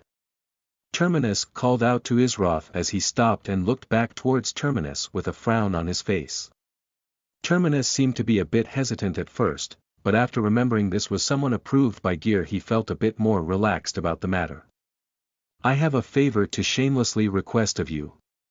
You will be rewarded without doubt, but you must take great care with what I'm about to entrust you with. Terminus had a solemn look on his face while speaking to Isroth. Isroth thought about it for a moment and figured that it might have something to do with the letter that Gear wrote. For no reason other than satisfying his curiosity, he decided to hear Terminus out. I can't go into that many details about it. But I need you to confirm something for me. What I'm about to tell you is currently only known by myself, Gear, and most likely 5 others. Therefore, I'll have to ask that you be careful handling this information, or you may bring destruction upon yourself. I am saying this for your own good and not as a threat. He felt it was only right to inform Isroth about the potential danger he would be in if he accepted his request. But how could Isroth be afraid of a little of danger? I'll listen. Isroth started to re-evaluate Terminus. Even though he acted like an elitist, he was still able to set aside his pride and ask for a favor as well as apologize earlier on. This meant that he did not ignore the bigger picture of things. Around 10 kilometers west of Amaharp there is a region of mountains nearby. Unfortunately, I'm unable to make the trip myself as I must prepare for certain upcoming events. Therefore, I need for you to journey to the center of that mountain region and obtain a particular item from a seer there known by Terrorestia. She is a powerful seer capable of glancing into the near future, so she'll know why you're there. It's important that you return with this item, extremely important. I only entrust this task to you because you are someone that Gear trusts, and although he may be an old drunken fool, he does not give away his trust to others so easily. Terminus explained the task he had for Isroth, and soon after a system alert sounded off. Ding! You have received the quest, Journey to the Seer. Ding! Since your party does not meet the recommended requirements, the quest rank has risen. Ding! Do you wish to accept? Quest name. Journey to the Seer, recommended level 15, recommended party size 6, quest rank S. Quest objective. Journey to the mountain region west of the capital city Amaharp. There, you must find the seer Terrorestia, retrieve the important item from them and return to the capital city of Amaharp to deliver the item to Terminus. Time limit. 2 days. 0/1 Find the seer Terrorestia. 0/1 Retrieve the special item. 0/1 Deliver the special item to Terminus in Amaharp. Rewards. 1 gold coin. 10,000 exp. 1 rare rank equipment failure penalty, loses 20,000 exp. Special note: this quest may be shared with up to 5 other players. When Isroth saw the generous rewards from completing the quest, he was thankful he decided against ignoring Terminus and walking out of the building. If that happened, he never would have gotten the opportunity to receive such an amazing quest. Isroth did not hesitate to accept the quest, he immediately did so after seeing the rewards, not putting the failure penalty in his sight. Ding! The world quest, Journey to the Seer, is now active in your quest logs. Ding! The quest time limit of Journey to the Seer has been started. 2 days remaining. Terminus nodded his head in a satisfied manner when Isroth accepted his favor. I warn you once more to tread carefully. I must take my leave. Terminus' figure grew blurry as though it were phasing out of existence before he soon vanished altogether. What an interesting skill! Isroth thought to himself as he watched Terminus disappear. It may have been a movement skill on par with Gear's flickering steps, maybe even slightly more powerful. It was getting closer to the time he was supposed to meet up with Luna and Hulls by the gate. He still had around 25 minutes to waste away and so decided that he would explore Amaharp a bit more to familiarize himself with it. Isroth exited from the Combat Master building and started to wander around. So this is the city that will be destroyed if the quest, the beginning of beginnings, is not completed. How much power would be needed to do such a thing? Isroth had a rough estimate at how strong characters like Terminus and Gear were. There were bound to be people as strong or maybe even stronger than them in the capital of Amaharp. Also, the magic barrier protecting the entire city must have cost an astronomical amount of resources to build and maintain. If something or someone was powerful enough to destroy the entire city, it must have meant that their power could be considered as unparalleled in comparison to the people of this capital. After exploring the capital for around 20 minutes, Isroth decided that it was time to head back to the gate to meet up with Halls and Luna. Hey! Hold on a moment, someone called out to Isroth as he was walking. Though Isroth did not think someone was talking to him and continued walking. You with the sword on your back. Wait right there, the voice sounded out once more. This time Isroth stopped and turned back to take a look at the person calling out. It was a woman with bright red hair, a dangerously curvy figure and a pretty face that would have many men fighting to win her love. What is it? Isroth didn't flinch when he saw her beauty. After all, this was someone who was the #1 cultivator within the 7 realms. How could he not have seen his fair share of beauties? The woman was a bit startled by Isroth's nonchalant attitude. Usually, men would always try to gain her favor or swoon over her, but Isroth seemed unaffected by her beauty. Though she was surprised for a moment, she quickly regained her composure and continued on, I'm by myself and looking for someone to party with. Do you mind if I join you? Ah, I'm a mage by the way. The woman had a lovely smile on her face as she spoke to Isroth in a polite and alluring tone. She's lying. Isroth narrowed his eyes as he thought to himself. Chapter 28 The Meeting Point. You are listening at novelfull.audio.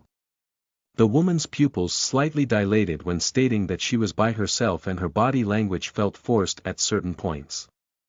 Most people would be unable to perceive such a small change, but after having reached the second stage of the heavenly golden body physique, Isroth picked up on it with ease.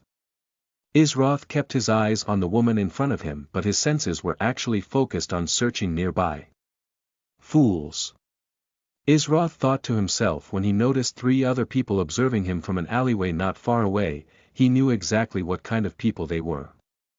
If you want to plot against me, you have to put in a little more effort, Isroth said within his mind.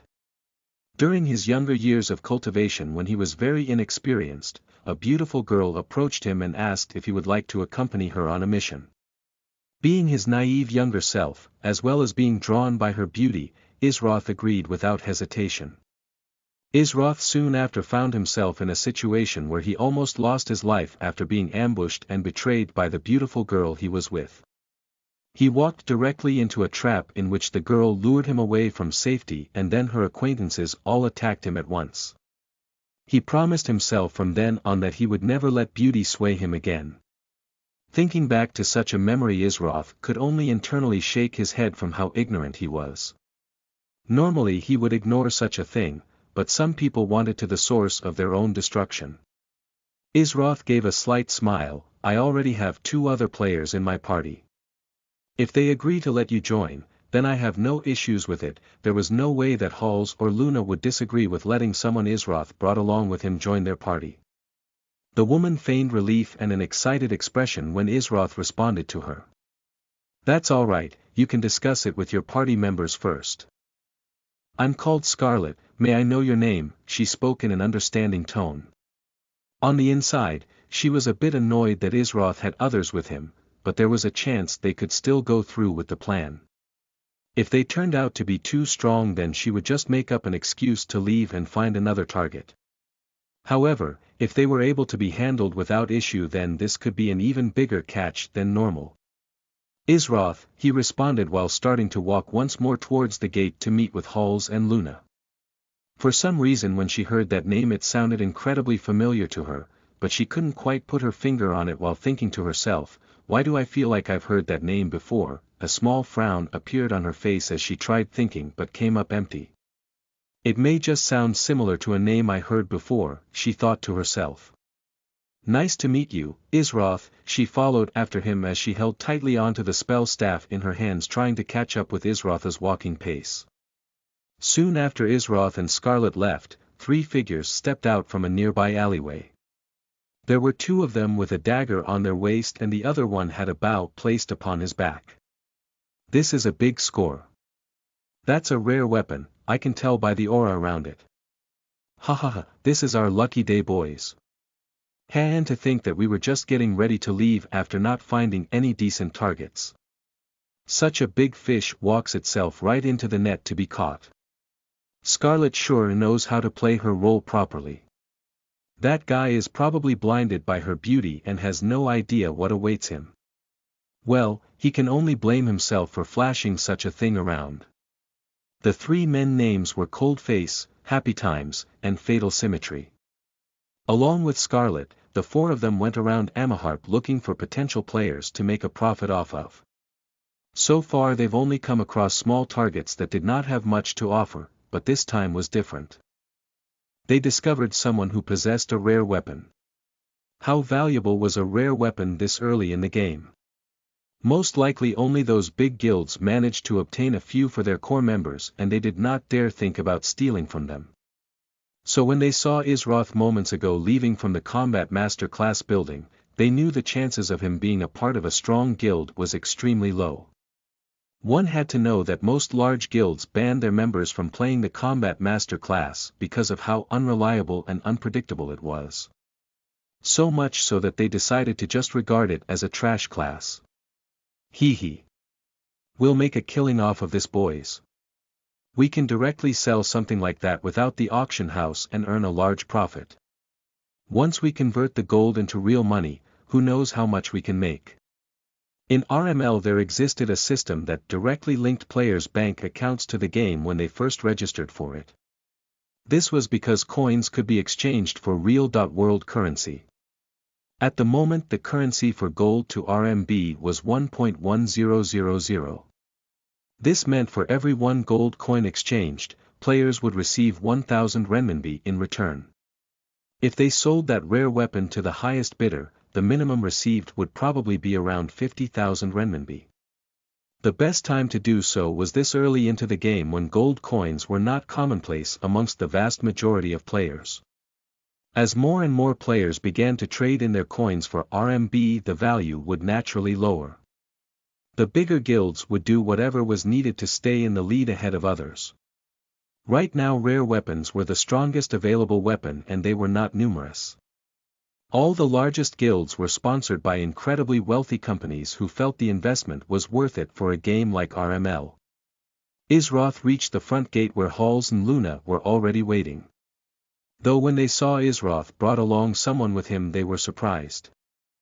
Wasn't he a loner? How come he came back all of a sudden with someone else? Luna frowned and felt uncomfortable when she saw the person Isroth returned with was a woman. Not only that, but she was very pretty with a nice figure. Maybe that's more his type. Luna thought to herself.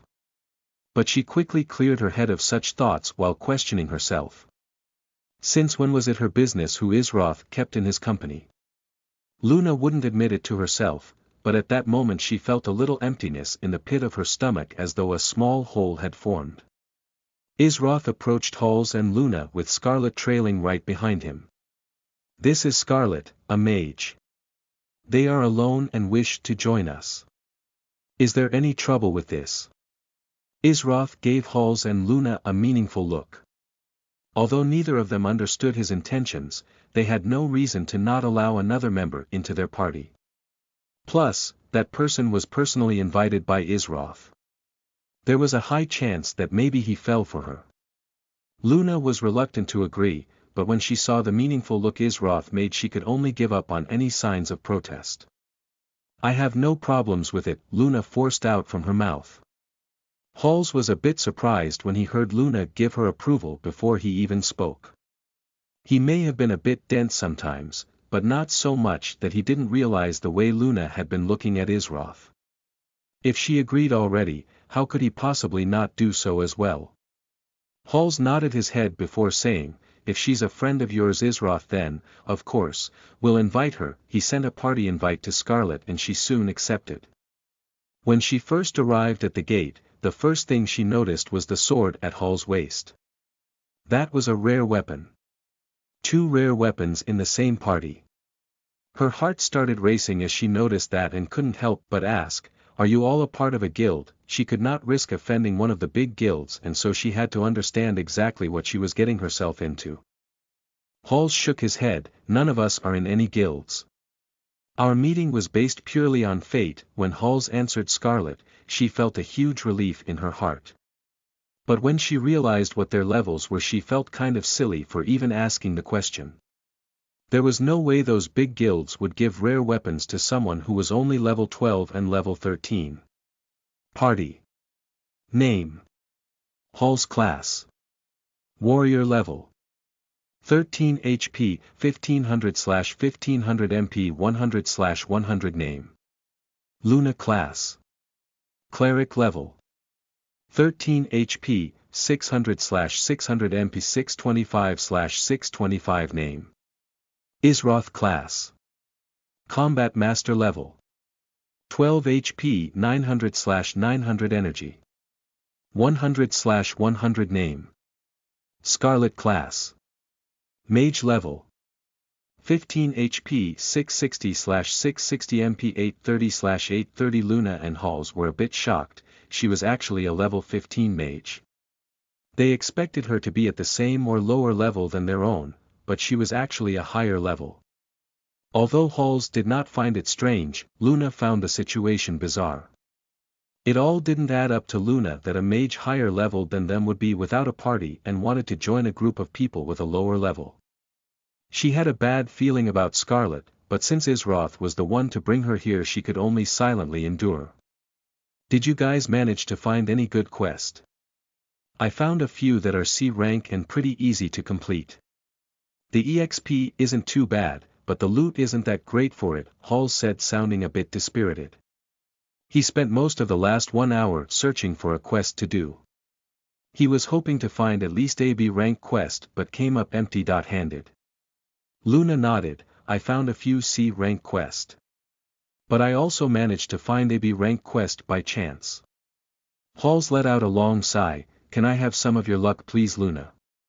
Some of us were born under an unlucky star, Halls joked around. I have an S-ranked quest, Isroth spoke in a nonchalant manner. But when Halls, Luna, and even Scarlet heard that, their eyes all widened in shock. An S-ranked quest. Did they hear correctly? Ha. Ha. Sorry, I think my character's listening function broke for a moment. I could have sworn I heard you say an S-ranked quest ha. Halls was in denial. Isroth nodded, I do have it. But I can only share it with 2 other people. Since the 3 of us formed a party first, naturally it would be you 2. This was a lie Isroth told. In fact, he could share the quest with up to 5 people, but why would he give benefits to someone trying to scheme against him? When Scarlet heard that her facial expression turned grim, but quickly fixed it. An S-ranked quest was something she could only dream about. The rewards were sure to be incredible. She had to find a way to make Isroth choose her instead of one of his current party members. Hey! Since I'm the highest level here and will be of most help, shouldn't you give one of the quest slots to me? No offense, but I'll be far more useful than either of them, Scarlet said with a voice full of confidence. When Halls and Luna heard what Scarlet said, their impression of her hit an all-time low and a frown revealed itself upon both of their faces. Isroth shook his head, we have been in a party since Opal Town. It's only fair that the 2 slots go to them. Isroth sounded extremely firm and set in his decision. This made Scarlet scowl, but even more so she felt angry inside that Isroth could dismiss her so easily. Fine, enjoy your stupid S-ranked quest. Humph, we'll see if you can even complete it. Scarlet's heart turned cold but she didn't continue to press the matter. Isroth shared the quest with Halls and Luna, however, soon as they saw the quest they felt cold sweats on their backs. This was an authentic S-ranked quest. The EXP and rewards were amazing, especially the rare piece of equipment. Another thing that caught their attention was that at the very bottom of the quest they noticed that it could be shared with up to 5 people. This confused them since Isroth just said a few moments ago it could only be shared with 2 other people. Halls and Luna both exchanged a small glance before looking at Isroth. He currently had a carefree smile on his face as they watched at him. Although Halls didn't completely understand the situation, he knew there was no chance Isroth hadn't noticed the quest could be shared with more people. Luna, on the other hand, pieced things together a bit better than Halls. Even if Luna wasn't able to grasp everything, her feeling from before told her something was going on that Isroth decided not to tell them about. It was strange considering his straightforward attitude, but he must have his reasons, so Luna did not question him about it.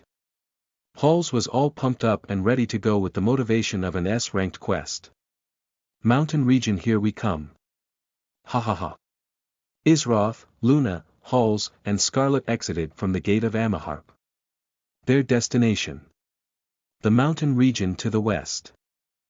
Chapter 29, Dangerous Mountain Region. You are listening at NovelFull.audio. After traveling for around 30 minutes, Isroth and his party arrived at the very outer section of the mountain region.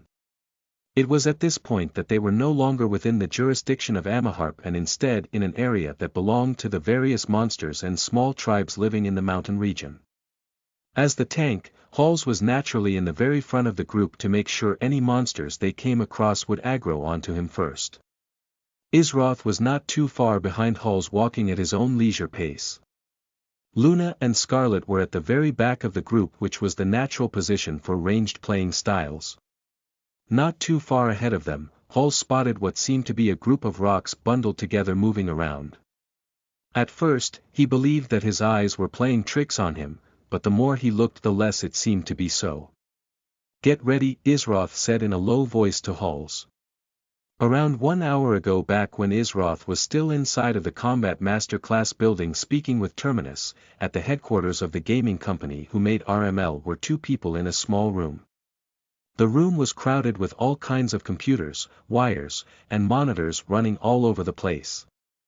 A man with glasses and messy hair sat in front of a desk which was surrounded by the electronics. Behind him was a woman with bright red hair and a small frown on her face. "Are you sure we should involve regular players in this? I would be lying if I said I didn't feel bad leading a group of players to their potential death. I have no problem going in, but what exactly is it that you want me to discover?" the woman with bright red hair said. "You don't have to do much really. Just act like a friend but play the enemy in secret.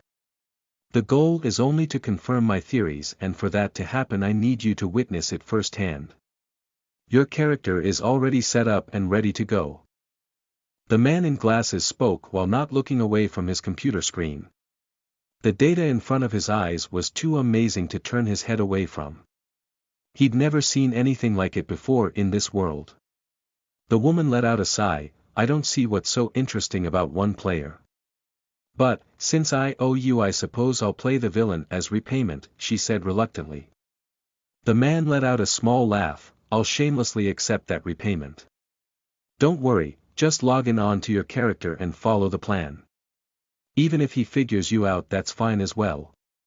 Just remember, don't break your character. The more you believe it to be true, the more accurate the data. You are the villain in this scenario. After all, it is a role-playing game." The woman with red hair nodded and silently walked off. "Let's see exactly what makes your character so special," the man sitting in front of the desk said with a slight smile on his face.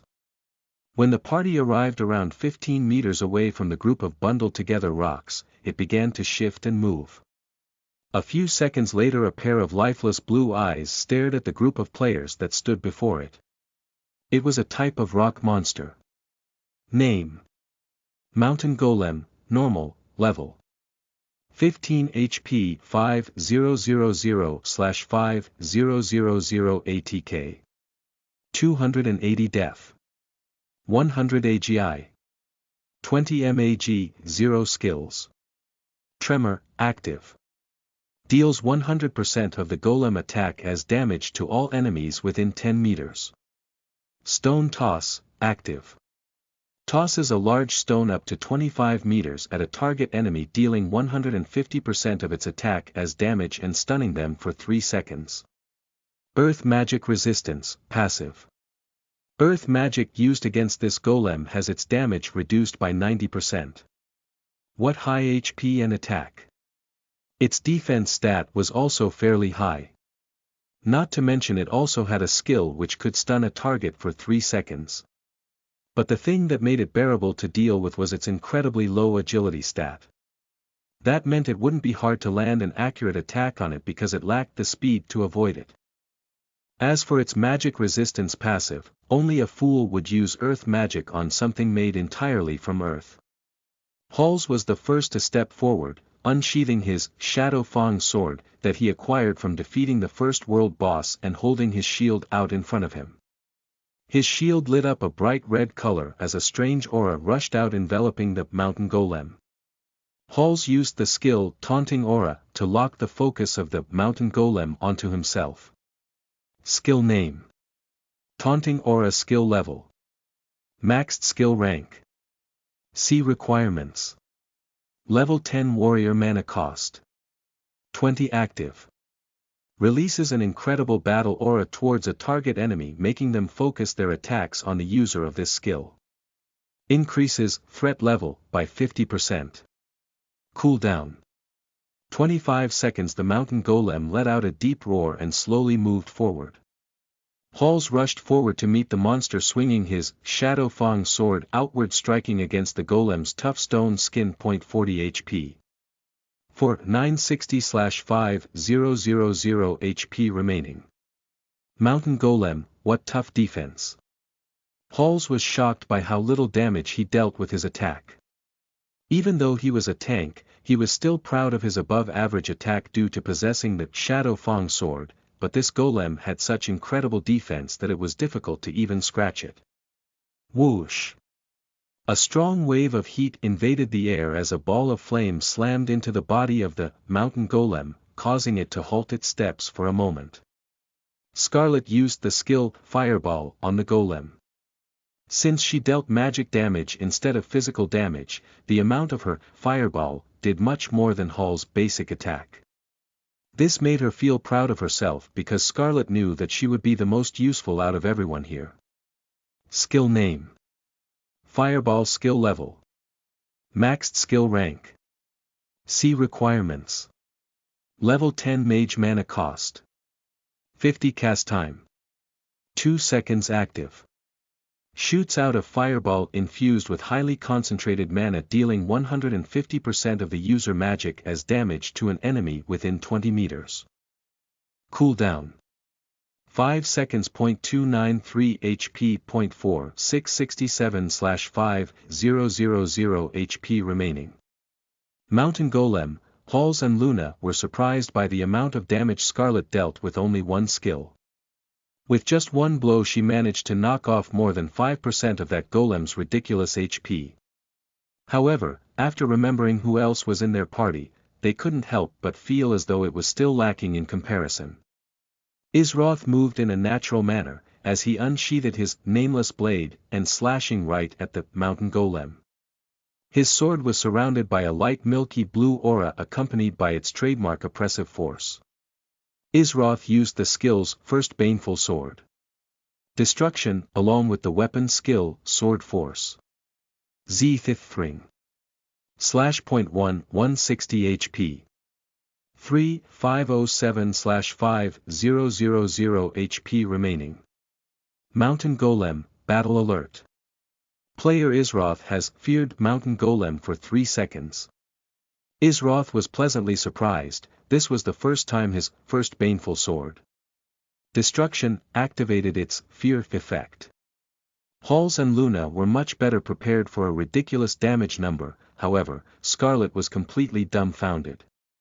Isroth dealt over 1000 damage to a monster with high physical defense, that was insane. Scarlet shivered to feel a cold sweat run down her back. What was that damage? He's a combat master. How can he deal such high damage? Scarlet eyes filled with shock. At some point, a feeling of doubt started rising up within her. Scarlet felt as though even if her group had 2 level 15 rogues and 1 level 16 ranger, they may not be able to deal with such monstrous attack damage. While the golem was under the feared effect, Isroth did not let up on his assault. Concentrated energy converged on the tip of his finger. Just a moment later he struck straight towards the neck of the mountain golem. Isroth was attacking with one of his newer skills, Fissuring Point. Isrotha's finger pierced through the stone golem defenses with relative ease. 140 HP. 367/5000 HP remaining. Mountain golem, as I thought. The neck of this golem is not considered as a vital point. Isroth thought to himself. He expected as much, but still thought it was worth testing on the off chance that he was incorrect. Scarlet was not sitting back and relaxing during that time. She was already charging up her next spell, Flaming Spear. Fire formed in the shape of a spear directly in front of Scarlet. A strong aura of mana danced around the spear before firing off towards the mountain golem. Skill name. Flaming Spear skill level. 2 to 4 skill rank. B requirements. Level 15 mage mana cost. 150 cast time. 3 seconds active. Fires off a spear infused with highly concentrated mana converted into a powerful fire aura, dealing 275% of the user magic as damage to an enemy within 25 meters. Cooldown. 45 seconds. 536 HP. 831/5000 HP remaining. Mountain golem, although her damage was not as high as Isrotha's, it was still an impressive amount. The feared effect on the mountain golem had finally ended as it lifted its fist up into the air. When Isroth saw the golem do that, he instantly retreated backward to a safe distance. Soon after Isroth retreated, the mountain golem slammed its fist onto the ground, causing a tremor to occur. 180 HP. 320 to 500 HP remaining. Halls lost his balance a bit from the sudden tremor caused by the mountain golem. As he was regaining his balance, the golem did not halt its attack as it lifted up a stone into the air and tossed it right at Halls. He managed to get his shield up in time to block part of the attack damage, but still took quite a hit. Blocked. 240 HP. 1080/500 HP remaining. Halls, battle alert. Mountain golem has stunned player Halls for 3 seconds. Plus 225 HP. 1305/500 HP remaining. Halls, Luna used Cure on Halls to keep his HP above 75%. As usual, her heals were timed with precision. Isroth kicked off his right foot and rushed back in towards the mountain golem. His right foot suddenly seemed to transform and move as though it were slithering, imitating the movement of a snake striking out to attack its prey. Serpent's bite. Isroth's foot slammed into the body of the mountain golem, shaking it to its core and stopping it from moving altogether. 35 HP. 796/5000 HP remaining. Mountain golem, battle alert. Player Isroth has paralyzed mountain golem for 1.5 seconds. Even though the damage on the skill was incredibly weak, that wasn't Isrotha's main focus when learning this skill. It was because of the paralyze effect that this skill shined amongst the heavenly laws he learned on his way to Amaharp. With that window of time given to Halls, he did not take any more damage before finally being rid of the golem's stun effect. The golem itself also managed to free itself of Isrotha's paralyze effect around the same time as Halls broke free. Whoosh!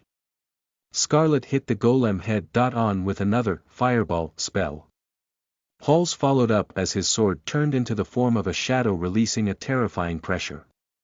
This was the weapon skill attached to his Shadow Fang sword, called Shadow Pressure. The same time that Scarlet and Halls attacked, Isroth arrived behind the mountain golem, slashing outward with his nameless blade. His sword appeared to have a shadow tailing just in the back of it as Isroth spun rapidly, connecting yet another strike onto the golem. Phantom Strike. The HP of the mountain golem dropped rapidly, falling close to 40%. The group did not halt their assault, relentlessly chipping away at the HP of the mountain golem before them. 35%. 25%. 10%. The mountain golem only had around 500 HP remaining, but before it could get another skill off, Scarlet had just finished casting the killing blow, Flaming Spear. Whoosh! A spear engulfed in fire with mana concentrated around its entire form, pierced through the body of the golem, completely making it crumble into nothing but dust. 536 HP. 0/5000 HP remaining. Mountain Golem, ding. Congratulations, you have defeated Mountain Golem. Ding. You have been awarded 600 EXP. Loot drop. X 6 silver coins. X 2 tough natural mineral. The Mountain Golem gave a total of 2400 EXP, but since they were in a party it divided it amongst all of them, and so they only received 600 EXP each. Though, 600 EXP for defeating a monster in around 1 minute give or take was quite a lot. If they continued to farm these monsters for an entire hour, then they could gain a potential 36,000 EXP and level up multiple times. However, they came here for a quest and so would not lose track of the main focus. Halls was the party leader and naturally divided the loot fairly amongst the party. Each member received 1 silver and 50 bronze coins. As for the X2 tough natural mineral, the group rolled for those items. One of them went to Halls himself while the other found itself in the possession of Isroth. Crafting material. Tough natural mineral details. The natural toughness of this mineral makes it ideal to use in crafting low to mid-ranked armor. Adding this material to certain formulas can greatly enhance the overall defensive capabilities. Chapter 30. This mountain region is strange. You are listening at NovelFull.audio. After the group finished their fight with the mountain golem, they came across 5 more on their way towards the main area of the mountain region. Their current party combination was strong, with Isroth and Scarlet dealing damage, Halls receiving the damage, and Luna healing near flawlessly. The group had no issues defeating the other 5 mountain golems, gaining a total of 3000 EXP as well as 7 silver and 50 bronze coins each. Isroth narrowed his eyes as the party was traveling towards the mountain region, but something strange was taking place. We aren't getting any closer. Isroth thought to himself. He was not entirely sure before, however, after walking for another 10 minutes straight they weren't any closer to the main mountain region. A light fog formed on the ground beneath their feet. It wasn't long until the other 3 realized that something strange was going on as well. Halls frowned. Why do I feel like we aren't getting any closer? Because we're trapped in some type of illusion, Isroth responded to Halls while maintaining his usual carefree facial expression. From the moment they defeated the first mountain golem, Isroth felt as though all of them were confined to a limited area. He was very sensitive to changes within the atmosphere, and so when he felt a major shift he could guess that something was wrong. This whole time Isroth was actually looking for a way out. Usually, things like this had a core that needed to be destroyed or someone secretly controlling it from the shadows. An illusion. How do we escape? Halls was startled by the revelation. Since when did they step into an illusion? I thought there was something weird about this. Although, I wasn't absolutely sure until Isroth just confirmed it. Luna spoke in a low voice as though she were concentrating on something else while speaking. Scarlet, on the other hand, was busy keeping in touch with the other members of her group, making sure they did not get lost in illusion. If that happened and they couldn't find a way out, her entire purpose for being here would be useless.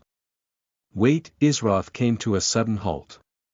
Soon after, everyone else stopped to turn and look at him with a curious look on their faces. Did he discover something about the illusion? Isroth quickly kicked off his right foot, unsheathing his nameless blade and charging straight toward Scarlet. Scarlet did not have any time to react. She was shocked by Isroth suddenly turning around and rushing at her. Did he see through her and so was taking this chance to remove the threat? She witnessed firsthand how powerful Isroth's attacks were, and so even if she used a barrier it would be destroyed in one hit along with all of her HP. Scarlet closed her eyes tightly, awaiting her certain death. Pluck! Eehee! There was a loud high-pitched screaming sound that pierced the eardrums of everyone present. Scarlet slowly opened her eyes and discovered that she was still surprisingly alive. Then she was shocked when she felt something slithering and squirming around near her feet. A shiver ran down her spine as she slowly looked downward. When she saw the creature, her entire face turned deathly pale. It was a strange monster that resembled a mixture of a Blatta orientalis the size of a cat with a weird group of worm-like feelers upon its back. It was the creature that released that ear-piercing noise just a moment ago.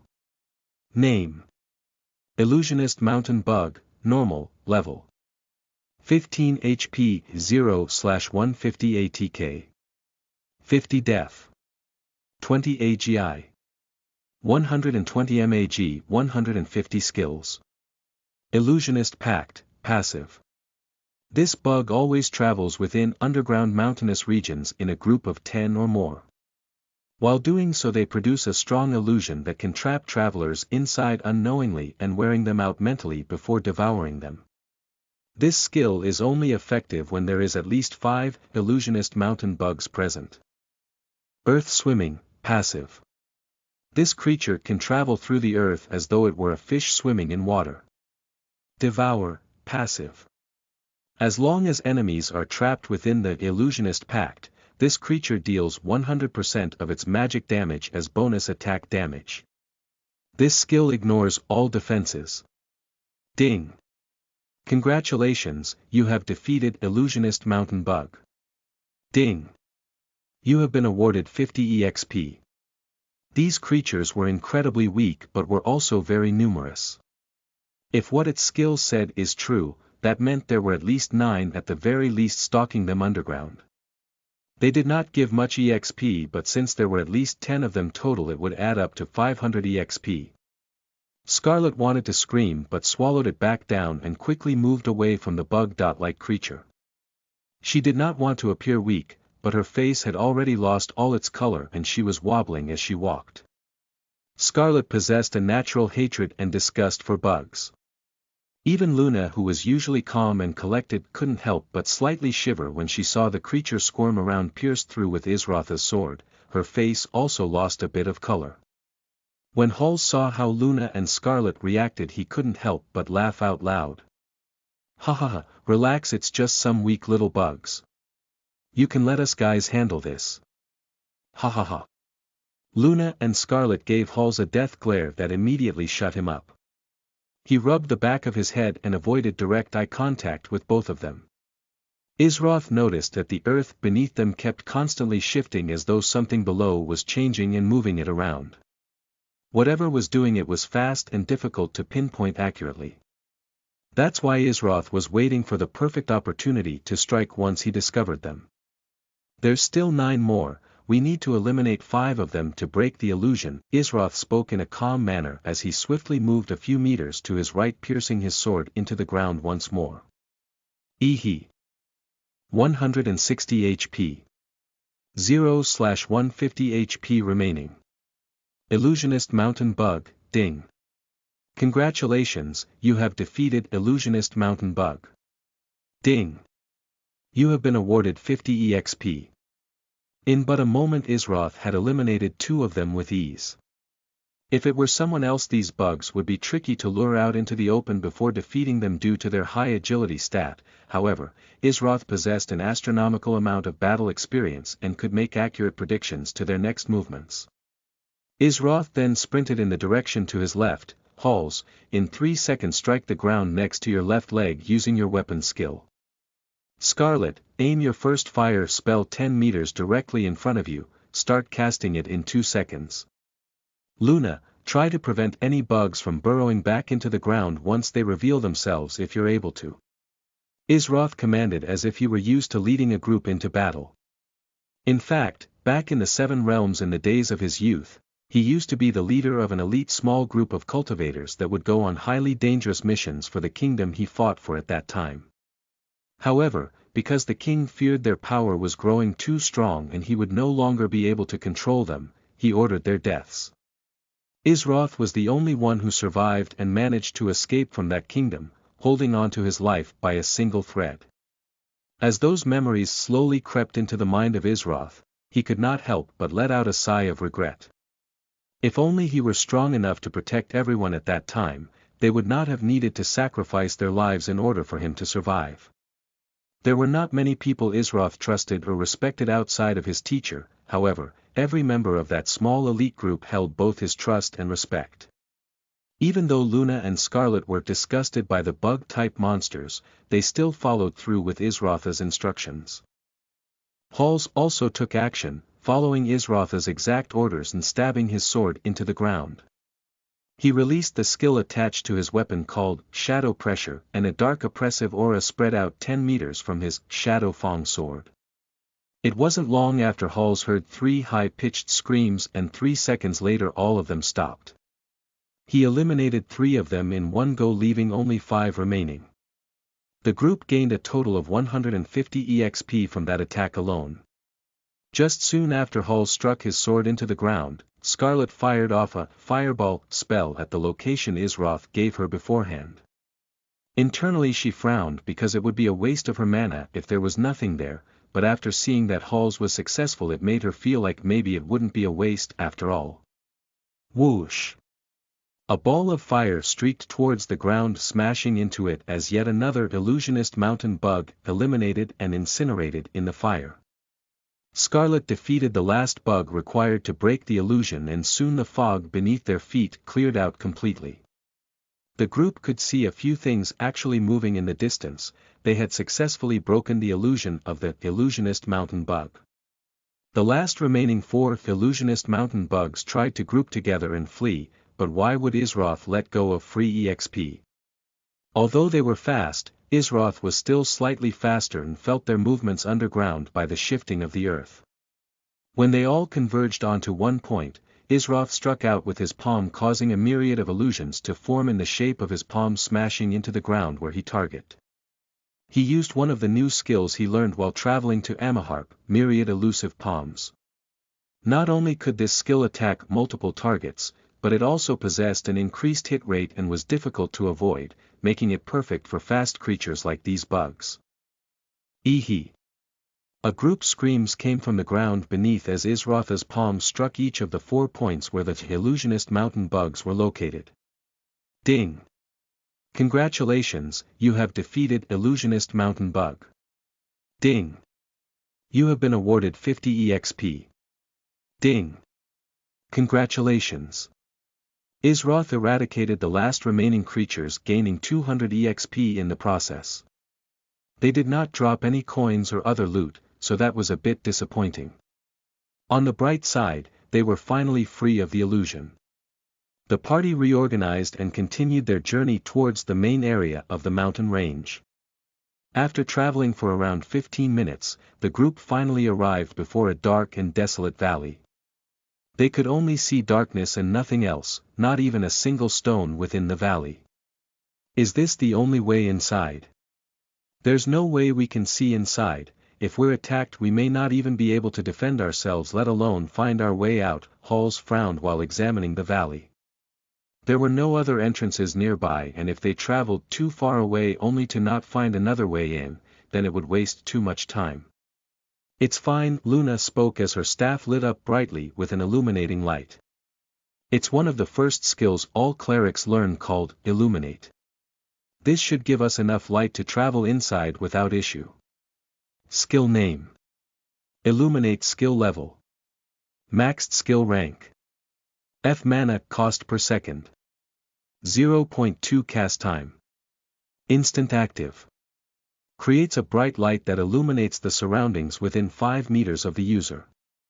Description. Even in the darkest of nights, the light remains a beacon of hope. It only costs 0.2 mana per second to maintain, so it should be more than enough to last until we find another source of light. Luna also had lesser mana potions on her, so she was not worried about running out of mana even if it did take a while to find a light source. Halls nodded. In that case, we'll need you closer to the front just behind us. Luna moved forward closer until she was only a few steps away from Isroth and Halls. Let's go. Isroth started walking forward towards the valley, which made Halls also start moving to maintain the frontal position as a tank. Ding! You have discovered a new location, the Valley of Death.